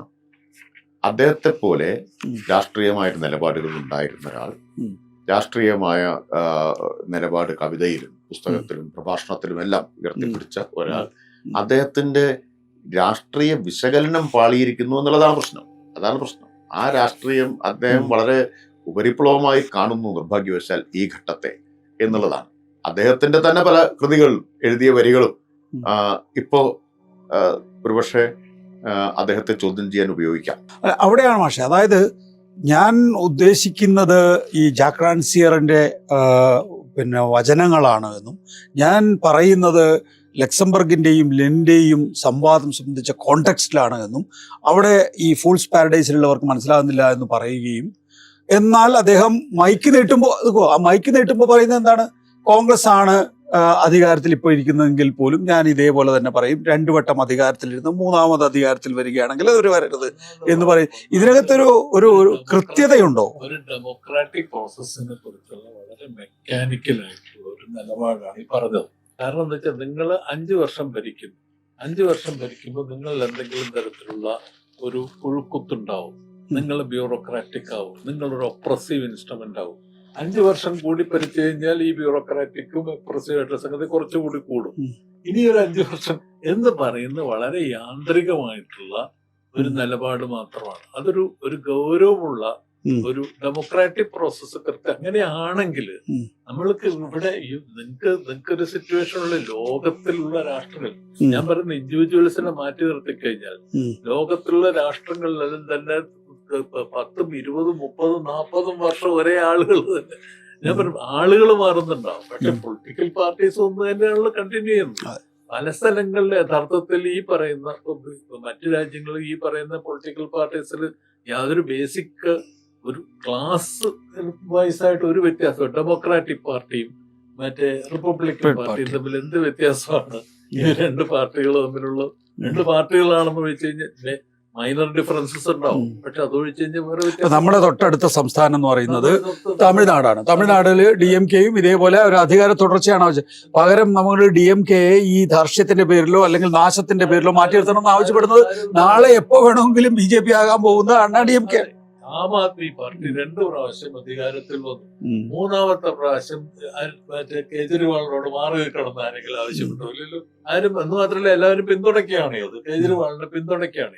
അത് കാണിക്കുന്നത്. അപ്പോ അതിന്റെ അകത്തുള്ളൊരു അവിടെ മാറി നിൽക്കണം ആവശ്യപ്പെട്ടു. അത് കോൺഗ്രസ് ആയിരുന്നു. അത് കോൺഗ്രസ്. അതെ. അപ്പൊ അത് മറ്റേ ലെഫ്റ്റ് ഇടതുപക്ഷക്കാരും പറയില്ല. അല്ല, അതിനകത്ത് അവ്യക്തതയൊന്നും വേണ്ട. അരവിന്ദ് കെജ്രിവാൾ തന്നെ ന്യൂഡൽഹി സീറ്റിൽ തോറ്റത് കോൺഗ്രസിന്റെ വോട്ട് കൊണ്ടാണ്. ഷീല ദീക്ഷിതിന്റെ മകൻ തന്നെ. അപ്പോ അതിനകത്ത് അവർക്കൊരു ആത്മഹർഷം ഉണ്ടായി. എന്താണെന്നറിയോ? അവിടെ ഷീലാ ദീക്ഷിത്തിനെ തോൽപ്പിച്ച അതേ മണ്ഡലത്തിൽ ഷീലാ ദീക്ഷിത്തിന്റെ മകൻ. അവിടെ നമ്മള് കാരശ്ശേരി മാഷിന്റെ പ്രതികരണം കണ്ടിട്ടില്ല. അല്ല, ഞാൻ പറയുന്നത് കാരശ്ശേരി മാഷെ പോലുള്ള ആളുകൾ സൗകര്യപ്രദമായ മൗനം അത്തരം സന്ദർഭങ്ങളിൽ ഇതിന്റെ അകത്ത് നടക്കുന്ന വലിയൊരു പ്രശ്നം വരുന്നതെന്ന് വെച്ച് കഴിഞ്ഞാൽ, ഞാൻ പറയുന്നത് നമ്മുടെ നാട്ടിലുള്ള, ഞാൻ പറയുന്നത് ലെഫ്റ്റ് ലിബറൽസ് എന്ന് പറയുന്ന ഒരു വിഭാഗം ബുദ്ധിജീവി, ഞാനൊരു വിമർശനമായിട്ട് മാത്രം പറയാണ്. അവരതുകൊണ്ട് അകറ്റി നിർത്തണമെന്നുള്ള അഭിപ്രായം എനിക്കില്ല.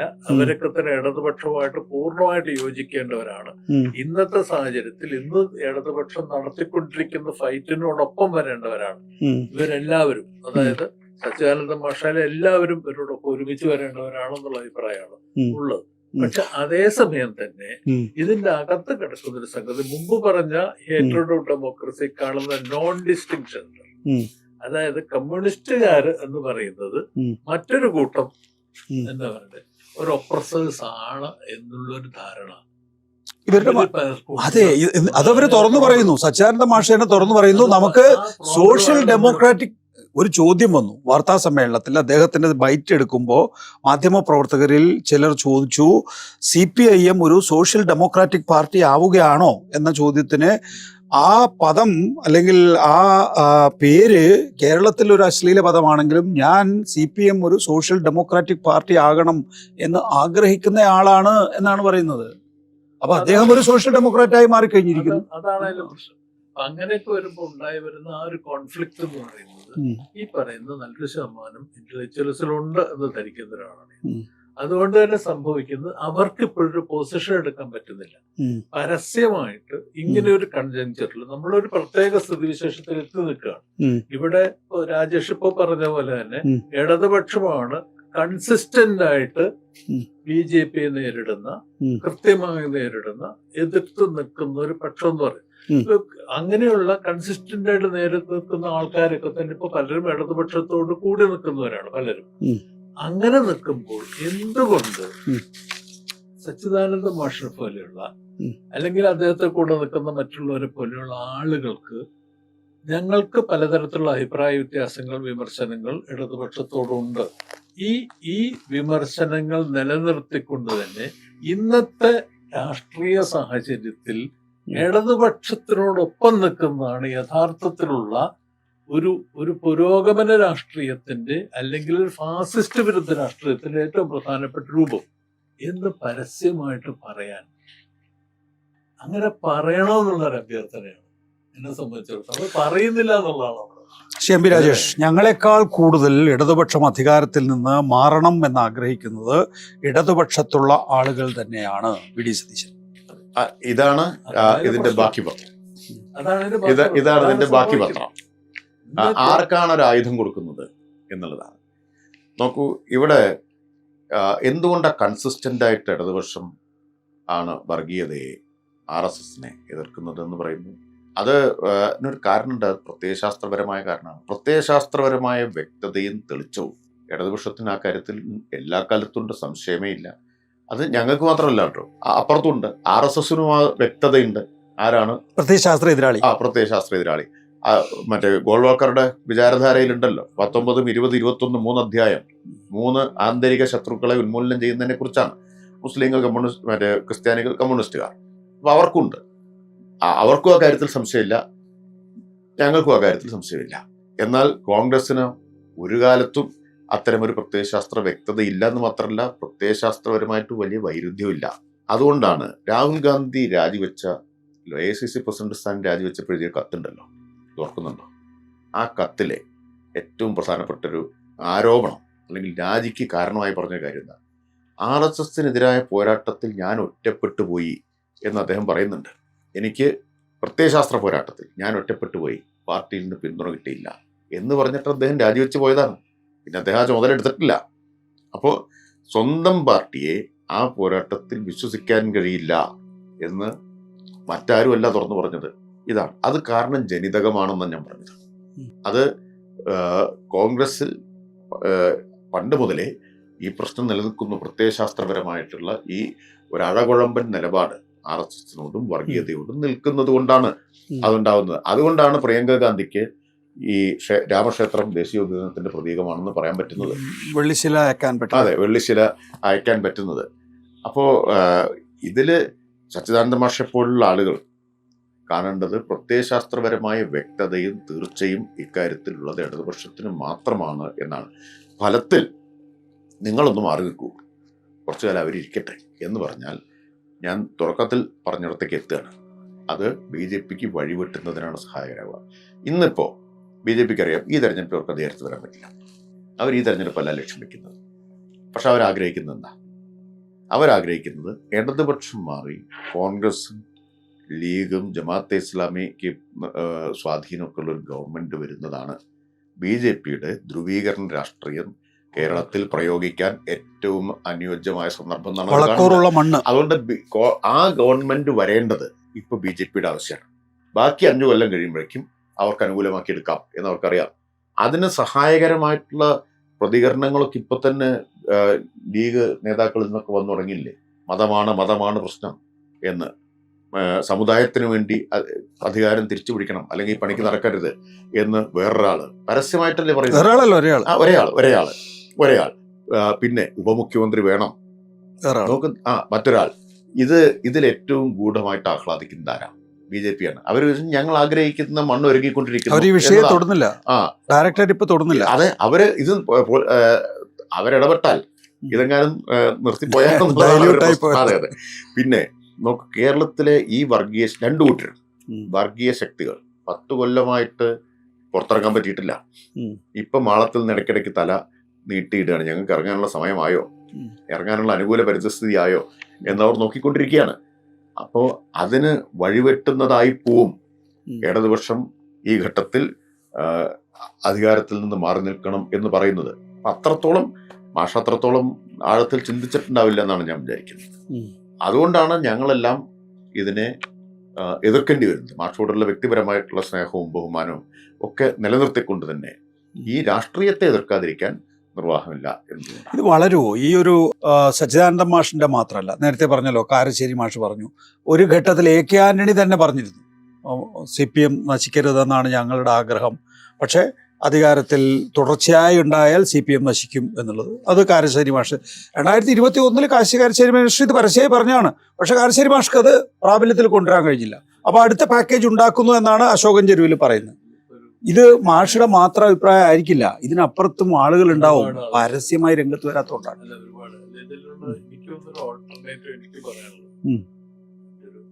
അധ്യാപകം കൂടിയിട്ടായിട്ടുള്ള പ്രൊഫസർ KN പണിക്കർ പറഞ്ഞിട്ടുള്ള ഒരു പ്രയോഗമാണ്. അദ്ദേഹം പറഞ്ഞത് ക്രിട്ടിക്കൽ ഇൻസൈഡർ. അദ്ദേഹം സ്വയം വിളിച്ചിരുന്നത് ഞാൻ ഒരു ക്രിട്ടിക്കൽ ഇൻസൈഡറാണ്. എന്തുകൊണ്ടാണ് ക്രിട്ടിക്കൽ ഇൻസൈഡർ എന്ന് പറഞ്ഞു കഴിഞ്ഞാൽ ഞാൻ ലെഫ്റ്റിനോടൊപ്പമാണ്, മൂവ്മെന്റിനോടൊപ്പം നിൽക്കുന്ന ആളാണ്. പക്ഷെ എനിക്ക് വിമർശിക്കണമെന്ന് തോന്നിയാൽ ഞാൻ വിമർശിക്കും. ആ വിമർശിക്കാനുള്ള അവകാശം എനിക്കുണ്ട്. ആ അവകാശം നിലനിർത്തിക്കൊണ്ട് തന്നെ ഞാൻ ലെഫ്റ്റ് മൂവ്മെന്റിന്റെ ആളാണ് എന്ന് പരസ്യമായിട്ട്, രഹസ്യമായിട്ടൊന്നും പറഞ്ഞ കാര്യമൊന്നുമില്ല, പരസ്യമായിട്ട് പറഞ്ഞിട്ടുള്ള ആളാണ് പ്രൊഫസർ KN പണിക്കർ. ഞാനത് പറയാനുള്ള കാരണം എന്ന് വെച്ചാൽ നമുക്ക് നീ പറയുന്ന ഈ വലിയൊരു സംഘം നമ്മുടെ നാട്ടിലുള്ള ഇടതുപക്ഷ സ്വഭാവം പരസ്യമായിട്ട് പ്രഖ്യാപിക്കുകയൊക്കെ ചെയ്യുന്ന അത്തരത്തിലുള്ള നിലപാടെടുക്കുന്ന ബുദ്ധിജീവികൾ, ഇന്റലക്ച്വൽസ്, ഏറ്റവും നല്ല, ഞാൻ പറയുന്നത് അവരുടെ സ്വാധീനത്തൊട്ടും കുറച്ച് കണ്ടേണ്ട കാര്യം, വൻതോതിലുള്ള സ്വാധീനം. അല്ലെങ്കിൽ സച്ചിദാനന്ദ മാഷിന്റെ ഇത്രയധികം റിയാക്ഷൻസ് പല രീതിയിലും ഉണ്ടാവേണ്ട കാര്യമില്ല. അത് മാത്രമല്ല, നമ്മുടെ ഒരുപാട് ആളുകൾക്ക് ഇത്തരത്തിലുള്ള അദ്ദേഹത്തെ വളരെ ബഹുമാനിക്കുന്നു. പണ്ട് MN വിജയൻ മാഷിനോടുള്ള ബഹുമാനം പോലുള്ള ഒരു ബഹുമാനമാണ്, അതൊരു ബഹുമാനിക്കുന്നു. പക്ഷേ KN പണിക്കരുടെ ക്രിട്ടിക്കൽ ലെഫ്റ്റ് ആണോ ഈ പറയുന്ന പ്രശ്നം? ഞാൻ പറഞ്ഞത് അങ്ങനെയുള്ള ഒരു നിലപാടെടുത്തുകൊണ്ട് ഞാൻ അത്തരത്തിലുള്ള വിമർശനാത്മകമായിട്ട് ഡിസ്കസ് ചെയ്യുന്ന ഒന്നാമത്തെ പ്രശ്നം നമ്മൾ കാണേണ്ടത്, ഈ പറയുന്ന മിക്കവാറും പേർക്കും അവരുടെ ഓഡിയൻസ്, അവരുടെ വിദ്യാർത്ഥികൾ ഒക്കെ തന്നെ ഒരുക്കി കൊടുത്തിരുന്നത് യഥാർത്ഥത്തിൽ ഇവിടുത്തെ ലെഫ്റ്റാണ്. അത് ഒരിക്കലും അതവർ മനസ്സിലാക്കണം. കാരണം ഇവിടുത്തെ ലെഫ്റ്റാണ് ഇത് മുഴുവൻ ഒരുക്കി കൊടുത്തുകൊണ്ടിരുന്നത്. ഇവരുടെ പിന്തുണയ്ക്കുന്ന ആരാന്ന് വെച്ചാൽ കോൺഗ്രസ്സുകാരും BJPക്കാരും ഒന്നുമല്ല, ഇവരെ പിന്തുണയ്ക്കുന്ന മുഴുവൻ ഇവിടുത്തെ ലെഫ്റ്റാണ്. അങ്ങനെ വരുമ്പോൾ ഇവര് ഇപ്പൊ ചെയ്തുകൊണ്ടിരിക്കുന്ന സംഘം എന്ന് പറഞ്ഞു കഴിഞ്ഞാൽ, നിങ്ങൾ ഇത്തരത്തിൽ മാറി നിൽക്കണം പോണം എന്ന് പറഞ്ഞാൽ യു ആർ ആക്ച്വലി ഗിവിങ്, ഇവിടെ ഇപ്പൊ രാജേഷ് പറഞ്ഞ പോലെ തന്നെ ഒരു ന്യൂനപക്ഷ ഭൂരിപക്ഷ ധ്രുവീകരണത്തിലേക്ക് മൊത്തം കേരളത്തിലേക്ക് നയിക്കുക, അത്തരത്തിലേക്കുള്ള ഒരു പൊളിറ്റിക്സിലേക്ക് മാറ്റുക എന്ന് പറഞ്ഞാൽ അടിസ്ഥാനപരമായിട്ട് ഇവിടുത്തെ ശക്തമായിട്ടുള്ള ലെഫ്റ്റ് മൂവ്മെന്റിനെ തകർക്കുക എന്നുള്ള അവസ്ഥയിലേക്കാണ് എത്തുക. അങ്ങനെ എത്തുന്നതിന് കൂടെ നിൽക്കലാണോ ഇവരുടെ ജോലി? അതാണ് ഇവർ ചെയ്യേണ്ടത് എന്നുള്ള കാര്യം സ്വയം വിമർശനപരമായിട്ട് ഒന്ന് സ്വയം ആലോചിക്കാൻ എല്ലാവരും തയ്യാറാവണം.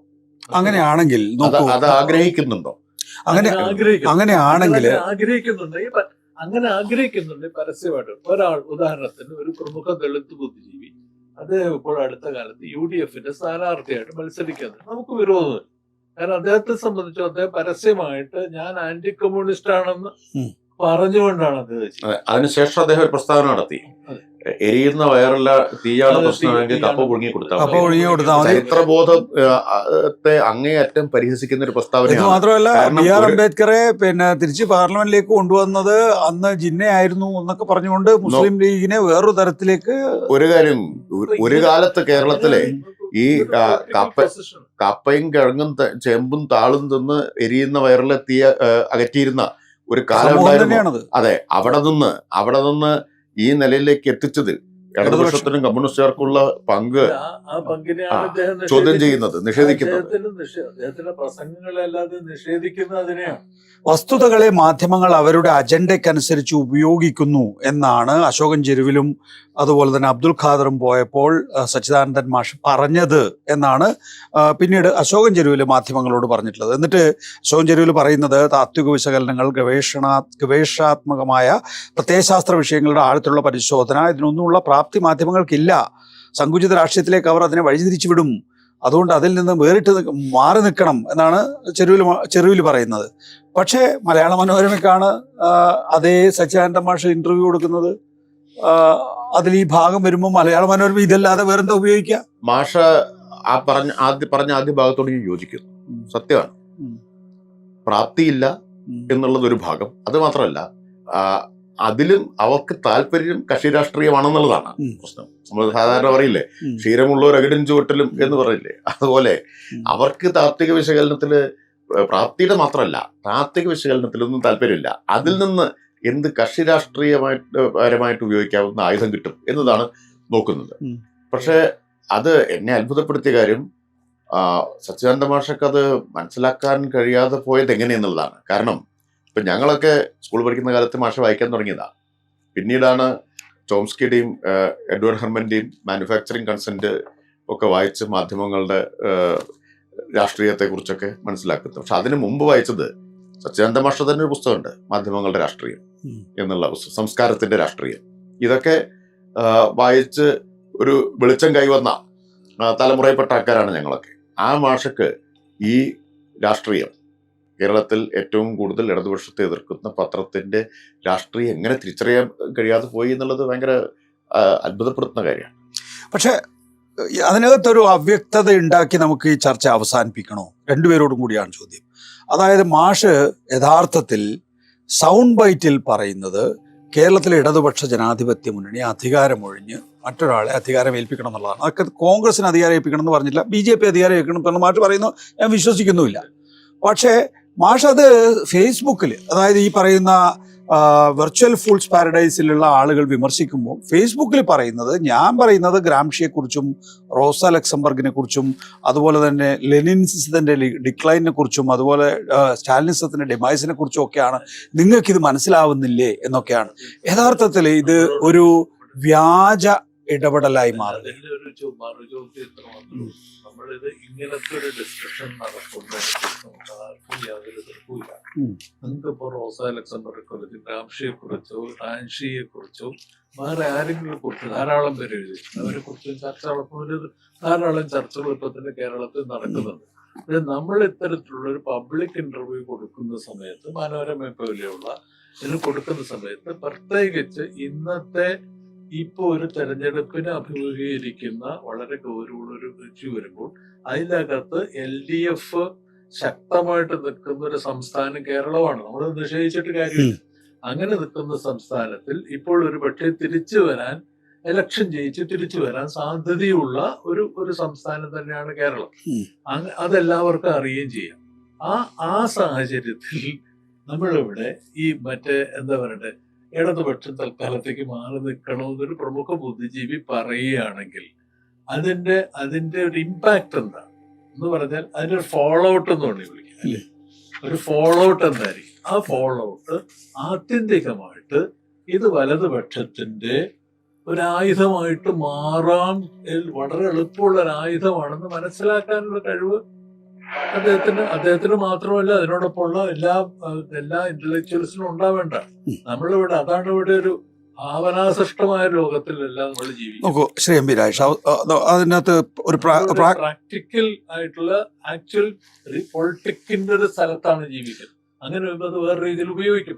താങ്കളൊരു ദൈനംദിന രാഷ്ട്രീയക്കാരനാണ്. മാഷ് കുറെ പഠനങ്ങളും കാര്യങ്ങളുമായിട്ട് പോകുന്ന ആളാണ്. നോക്കൂ, ഇവിടെ UDFനെ സംബന്ധിച്ചിടത്തോളം UDF എന്ന മുന്നണി, അതിനകത്ത് മുസ്ലിം ലീഗുണ്ട്, താങ്കൾ നേരത്തെ സൂചിപ്പിച്ചു ജമാഅത്തെ ഇസ്ലാമിയുടെ മുസ്ലിം ലീഗിനോടും UDFനോടുമുള്ള കൂട്ടുചേരൽ, കേരളത്തിലെ മഹാഭൂരിപക്ഷം മാധ്യമങ്ങളും UDF-നോടൊപ്പമാണെന്നുള്ള കാര്യത്തിൽ താങ്കൾക്കും സംശയം ഉണ്ടാവും എന്ന് തോന്നുന്നില്ല. അതിനോടൊപ്പമാണ് മലയാള മനോരമ എന്ന ഏറ്റവും വലിയ പത്രം, അവരുടെ എല്ലാ പ്രസിദ്ധീകരണങ്ങളും, പിന്നീട് മറ്റു മാധ്യമങ്ങളും. ഇപ്പോൾ ഒരു ഇടതുപക്ഷം തോൽക്കണം എന്നാഗ്രഹിക്കുന്ന ഇടതുപക്ഷവും കൂടി അവരോടൊപ്പം ഉണ്ടായിരിക്കുന്നു. ഇവർ മാത്രമല്ല, ഈ ഒരു സംവിധാനത്തിൽ തന്നെ കുറേ ആളുകളുണ്ട്.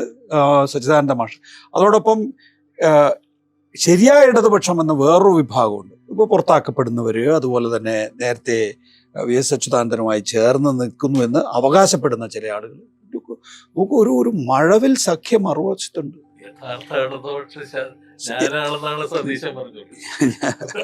സതീശനും അവകാശപ്പെടുന്നത് അല്ല, അതും പ്രധാനപ്പെട്ട പോയിന്റാണ്. സതീശനും അവകാശപ്പെടുന്നത് ഞങ്ങളാണ് ഇടതുപക്ഷം, ഞങ്ങളാണ് യഥാർത്ഥ ഇടതുപക്ഷം എന്നാണ്. നെഹ്റുവിയൻ ഇടതുപക്ഷം. നെഹ്റുവിനെ കോൺഗ്രസ് 1991 തള്ളിക്കളഞ്ഞു. നെഹ്റുവിനെ തള്ളിയിട്ടാണ് മൻമോഹൻ സിംഗിന്റെ ബജറ്റ് 92 ഉണ്ടാവുന്നത്, ഉദാരവൽക്കരണം. അതിനുശേഷം പിന്നെ നെഹ്റുവിയൻ നയങ്ങൾക്ക് വേണ്ടി വാദിച്ച ഒരാളേ ഉള്ളൂ, AICC സമ്മേളനത്തിലെങ്കിലും വാദിച്ച ഒരാള്, അത് വയലാർ രവിയാണ്. പിന്നെ അതെ, നെഹ്റുവിനെ കുറിച്ച് ഇവർ ആരും ഉച്ചരിച്ചിട്ടില്ല. അപ്പോ ഇപ്പോ അവസരവാദത്തിന്റെ പല രൂപങ്ങളിലൊന്നാണ് നെഹ്റുവിയൻ ഇടതുപക്ഷമാണ് എന്ന് പറയുന്നത്. നെഹ്റുവിന്റെ ഏറ്റവും വലിയ കോൺട്രിബ്യൂഷൻ എന്തായിരുന്നു? മറ്റേ സോവിയറ്റ് മാതൃകയിലുള്ള പഞ്ചവത്സര പദ്ധതി, പ്ലാനിങ്, പൊതുമേഖല, അതിനെയൊക്കെ കൈയൊഴിഞ്ഞവരാണ് കോൺഗ്രസ്. പൊതുമേഖല ഡിസ്ഇൻവെസ്റ്റ്മെന്റ് ഒക്കെ ഔദ്യോഗികമായിട്ട് പൊതുമേഖല, ഞാൻ പറഞ്ഞത് അതാ, ഞാൻ അവസരവാദമാണ് പറഞ്ഞത്. VD സതീശൻ പറയുന്ന അവസരവാദം. പിന്നെ അദ്ദേഹത്തിൽ നിന്ന് അത് പ്രതീക്ഷിക്കുന്നതിൽ ഒരു അത്ഭുതമില്ല. കാരണം ഒരു കൈ കൊണ്ട് വിളക്കൊളുത്തുക, മറ്റേ കൈ കൊണ്ട് കോൺട്രാക്ട് സർട്ടിഫിക്കറ്റ് ജമാഅത്തെ ഇസ്ലാമിക്ക് കൊടുക്കുക, ഇതാണല്ലോ അദ്ദേഹം ചെയ്യുന്നത്. അപ്പൊ അദ്ദേഹത്തിന് അങ്ങനെ എന്തും പറയാം. അതവിടെ ഇരിക്കട്ടെ, അതിനെ ഗൗരവത്തിലെടുക്കേണ്ട കാര്യമില്ല. പിന്നെ ഈ മഴവിൽ സഖ്യത്തിന്റെ കാര്യം, അതാണ് ഏറ്റവും പ്രധാനം. നേരത്തെ ബംഗാളിന്റെ കാര്യം പറഞ്ഞില്ലേ, ബംഗാളിൽ എങ്ങനെയാണ് ഉണ്ടായത്? ഈ മഴവിൽ സഖ്യമാണ് ഈ പ്രവർത്തനം നടത്തിയത്. മമതയെ ദുർഗ എന്നാണ് അന്ന് RSS വിളിച്ചത്. RSS ദുർഗ എന്ന് മമതയെ വിളിച്ചു. മമതയുടെ ഏറ്റവും വലിയ ചാവേറുകൾ ആരായിരുന്നു? SUCI മാത്രമല്ല, മാവോയിസ്റ്റുകൾ. പിന്നെ ജമാഅത്തെ ഇസ്ലാമിക്ക് വലിയ പങ്ക് അതിലുണ്ടായിരുന്നു. നന്ദിഗ്രാം ഉൾപ്പെടെയുള്ള സംഭവങ്ങളിൽ ജമാഅത്തെ ഇസ്ലാമിക്ക് വലിയ പങ്കുണ്ടായിരുന്നു. അപ്പോ മമത, SUCI, പിന്നെ അതിനേക്കാൾ തീവ്ര ഇടതുപക്ഷമായിട്ടുള്ള മാവോയിസ്റ്റുകൾ, പിന്നെ ജമാഅത്തെ ഇസ്ലാമി, RSS, ഇവർ ഒരുമിച്ചാണ് അന്ന് നിന്നത്. എന്തായിരുന്നു ഇവരെ ഒരുമിപ്പിച്ച് ഒറ്റ പൊതു ഘടകമേ ഉണ്ടായിരുന്നുള്ളൂ, ഇടതുപക്ഷത്തെ അവസാനിപ്പിക്കുക എന്നുള്ളത്. ഇപ്പോ നേരത്തെ പറഞ്ഞില്ലേ, മോദി ത്രിപുരയിൽ ജയിച്ചപ്പോൾ പറഞ്ഞു, കഴിഞ്ഞ ദിവസം അമിത്ഷാ പറഞ്ഞില്ലേ, ഇടതുപക്ഷ പ്രത്യയശാസ്ത്രത്തിൽ നിന്ന് രാജ്യത്തെ മോചിപ്പിക്കാൻ ഇനി കേരളം കൂടിയുള്ളൂ ബാക്കി, കേരളം കൂടിയേ ബാക്കിയുള്ളൂ എന്ന് പറഞ്ഞാൽ കേരളത്തിൽ BJP പ്രതീക്ഷിക്കുന്നില്ലല്ലോ ഈ തെരഞ്ഞെടുപ്പ് ഒരു അധികാരത്തിൽ വരുന്നത്. കോൺഗ്രസ് അധികാരത്തിൽ വന്നാൽ തന്നെ അവർ വിജയിച്ചു എന്നാണ് അവർ കണക്കാക്കുന്നത്. പിന്നെ കേരളത്തിലേക്ക് 5 വർഷത്തെ ദൂരമേ ഉള്ളൂ എന്ന് BJPക്ക് അറിയാം. അതുകൊണ്ടാണ് അതെ, അമിത്ഷാ എന്താ പറഞ്ഞത്, ഇപ്രാവശ്യം മറ്റേ BJP ജയിക്കണമെന്നോ ജയിക്കുന്നോ അല്ല, ഒറ്റ അജണ്ടയുള്ളൂ, ഇടതുപക്ഷത്തെ കേരളത്തിൽ നിന്ന് കൂടി തുറച്ചു നീക്കിയാൽ അതെ തുറച്ചു നീക്കാം എന്നാണ്. ഇവിടെ ബഹുമാനരായിട്ടുള്ള സച്ചിദാനന്ദ മാഷെ പോലുള്ള ആളുകൾ ചിന്തിക്കേണ്ടിയിരുന്ന ഒരു കാര്യം, ഇടതുപക്ഷം കേരളത്തിൽ വീണ്ടും ജയിക്കേണ്ടത് കേരളത്തിന്റെ മാത്രം ആവശ്യമല്ല, ഇന്ത്യയുടെ കൂടി ആവശ്യമാണ്. പൊതുപണിമുടക്ക്, ഈ പറഞ്ഞ തൊഴിലാളികൾക്കെതിരായ ചൂഷണത്തിനെതിരെ, ലേബർ കോഡിനെതിരെ ഒക്കെ നടക്കുന്ന ഒരു വലിയ റെസിസ്റ്റൻസ് ആണ്. എന്താണ് കേരളത്തില് INTUC ചെയ്യുന്നത്? അല്ല, അവരുടെ ഇഷ്ടത്തിനല്ല, കോൺഗ്രസിന്റെ വിലക്ക് കാരണം അവർ പങ്കെടുക്കുന്നില്ല. ഇന്ത്യയിൽ ബാക്കി എല്ലായിടത്തും INTUC ഉൾപ്പെടെ ഇതിന്റെ ഭാഗമാണ്. വിട്ടു നിൽക്കുന്നത് BMS മാത്രമേ ഉള്ളൂ. കേരളത്തിലോ BMSഉം INTUCയും ഒരുമിച്ച് വിട്ടു നിൽക്കുന്നു. അപ്പോൾ സച്ചിദാനന്ദ മാഷെ പോലുള്ള ആളുകൾ ഈ ഒരു സങ്കീർണമായിട്ടുള്ള സാഹചര്യത്തെ വളരെ ലളിതമായിട്ട് കാണുന്നത് എന്തുകൊണ്ട് എന്നുള്ളത് അല്പം ഖേദത്തോടു കൂടി ഞാൻ ചിന്തിക്കുകയാണ്. അദ്ദേഹം എനിക്ക് തോന്നുന്ന ഒരു പക്ഷേ ഈ കാര്യങ്ങളെല്ലാം അദ്ദേഹം ഒന്ന് ശാന്തമായിട്ട് മനസ്സിരുത്തിയും ചിന്തിച്ചാൽ ഈ നിലപാടിൽ മാറ്റം വരുമായിരിക്കുന്നതാണ് ഞാൻ വിചാരിക്കുന്നത്. ഇടതുമുക്ത ഭാരതത്തിന് വേണ്ടി ആഗ്രഹിക്കുന്നതാണോ ഈ കാലത്തിന്റെ രാഷ്ട്രീയം എന്നുള്ളതാണ് പ്രധാനപ്പെട്ട ചോദ്യം. സച്ചിദാനന്ദൻ മാസ്റ്റർ ഒന്ന് മനസ്സിരുത്തി ആലോചിച്ചാൽ ഈ കാര്യങ്ങൾ ബോധ്യമാകുമെന്നാണ് എം പി രാജേഷ് അവകാശപ്പെടുന്നത്. കെ എൻ ഗണേഷ്, ചരിത്രകാരൻ, മാർക്സിസ്റ്റ് ചിന്തകൻ, ഒപ്പം തന്നെ എം പി രാജേഷ് CPIM സംസ്ഥാന സമിതി അംഗം. വളരെ നന്ദി റിസർച്ച് ടോപ്പിക്കിൽ പങ്കെടുത്തതിന്. വീണ്ടും മറ്റൊരു വിഷയവുമായി അടുത്ത ദിവസം.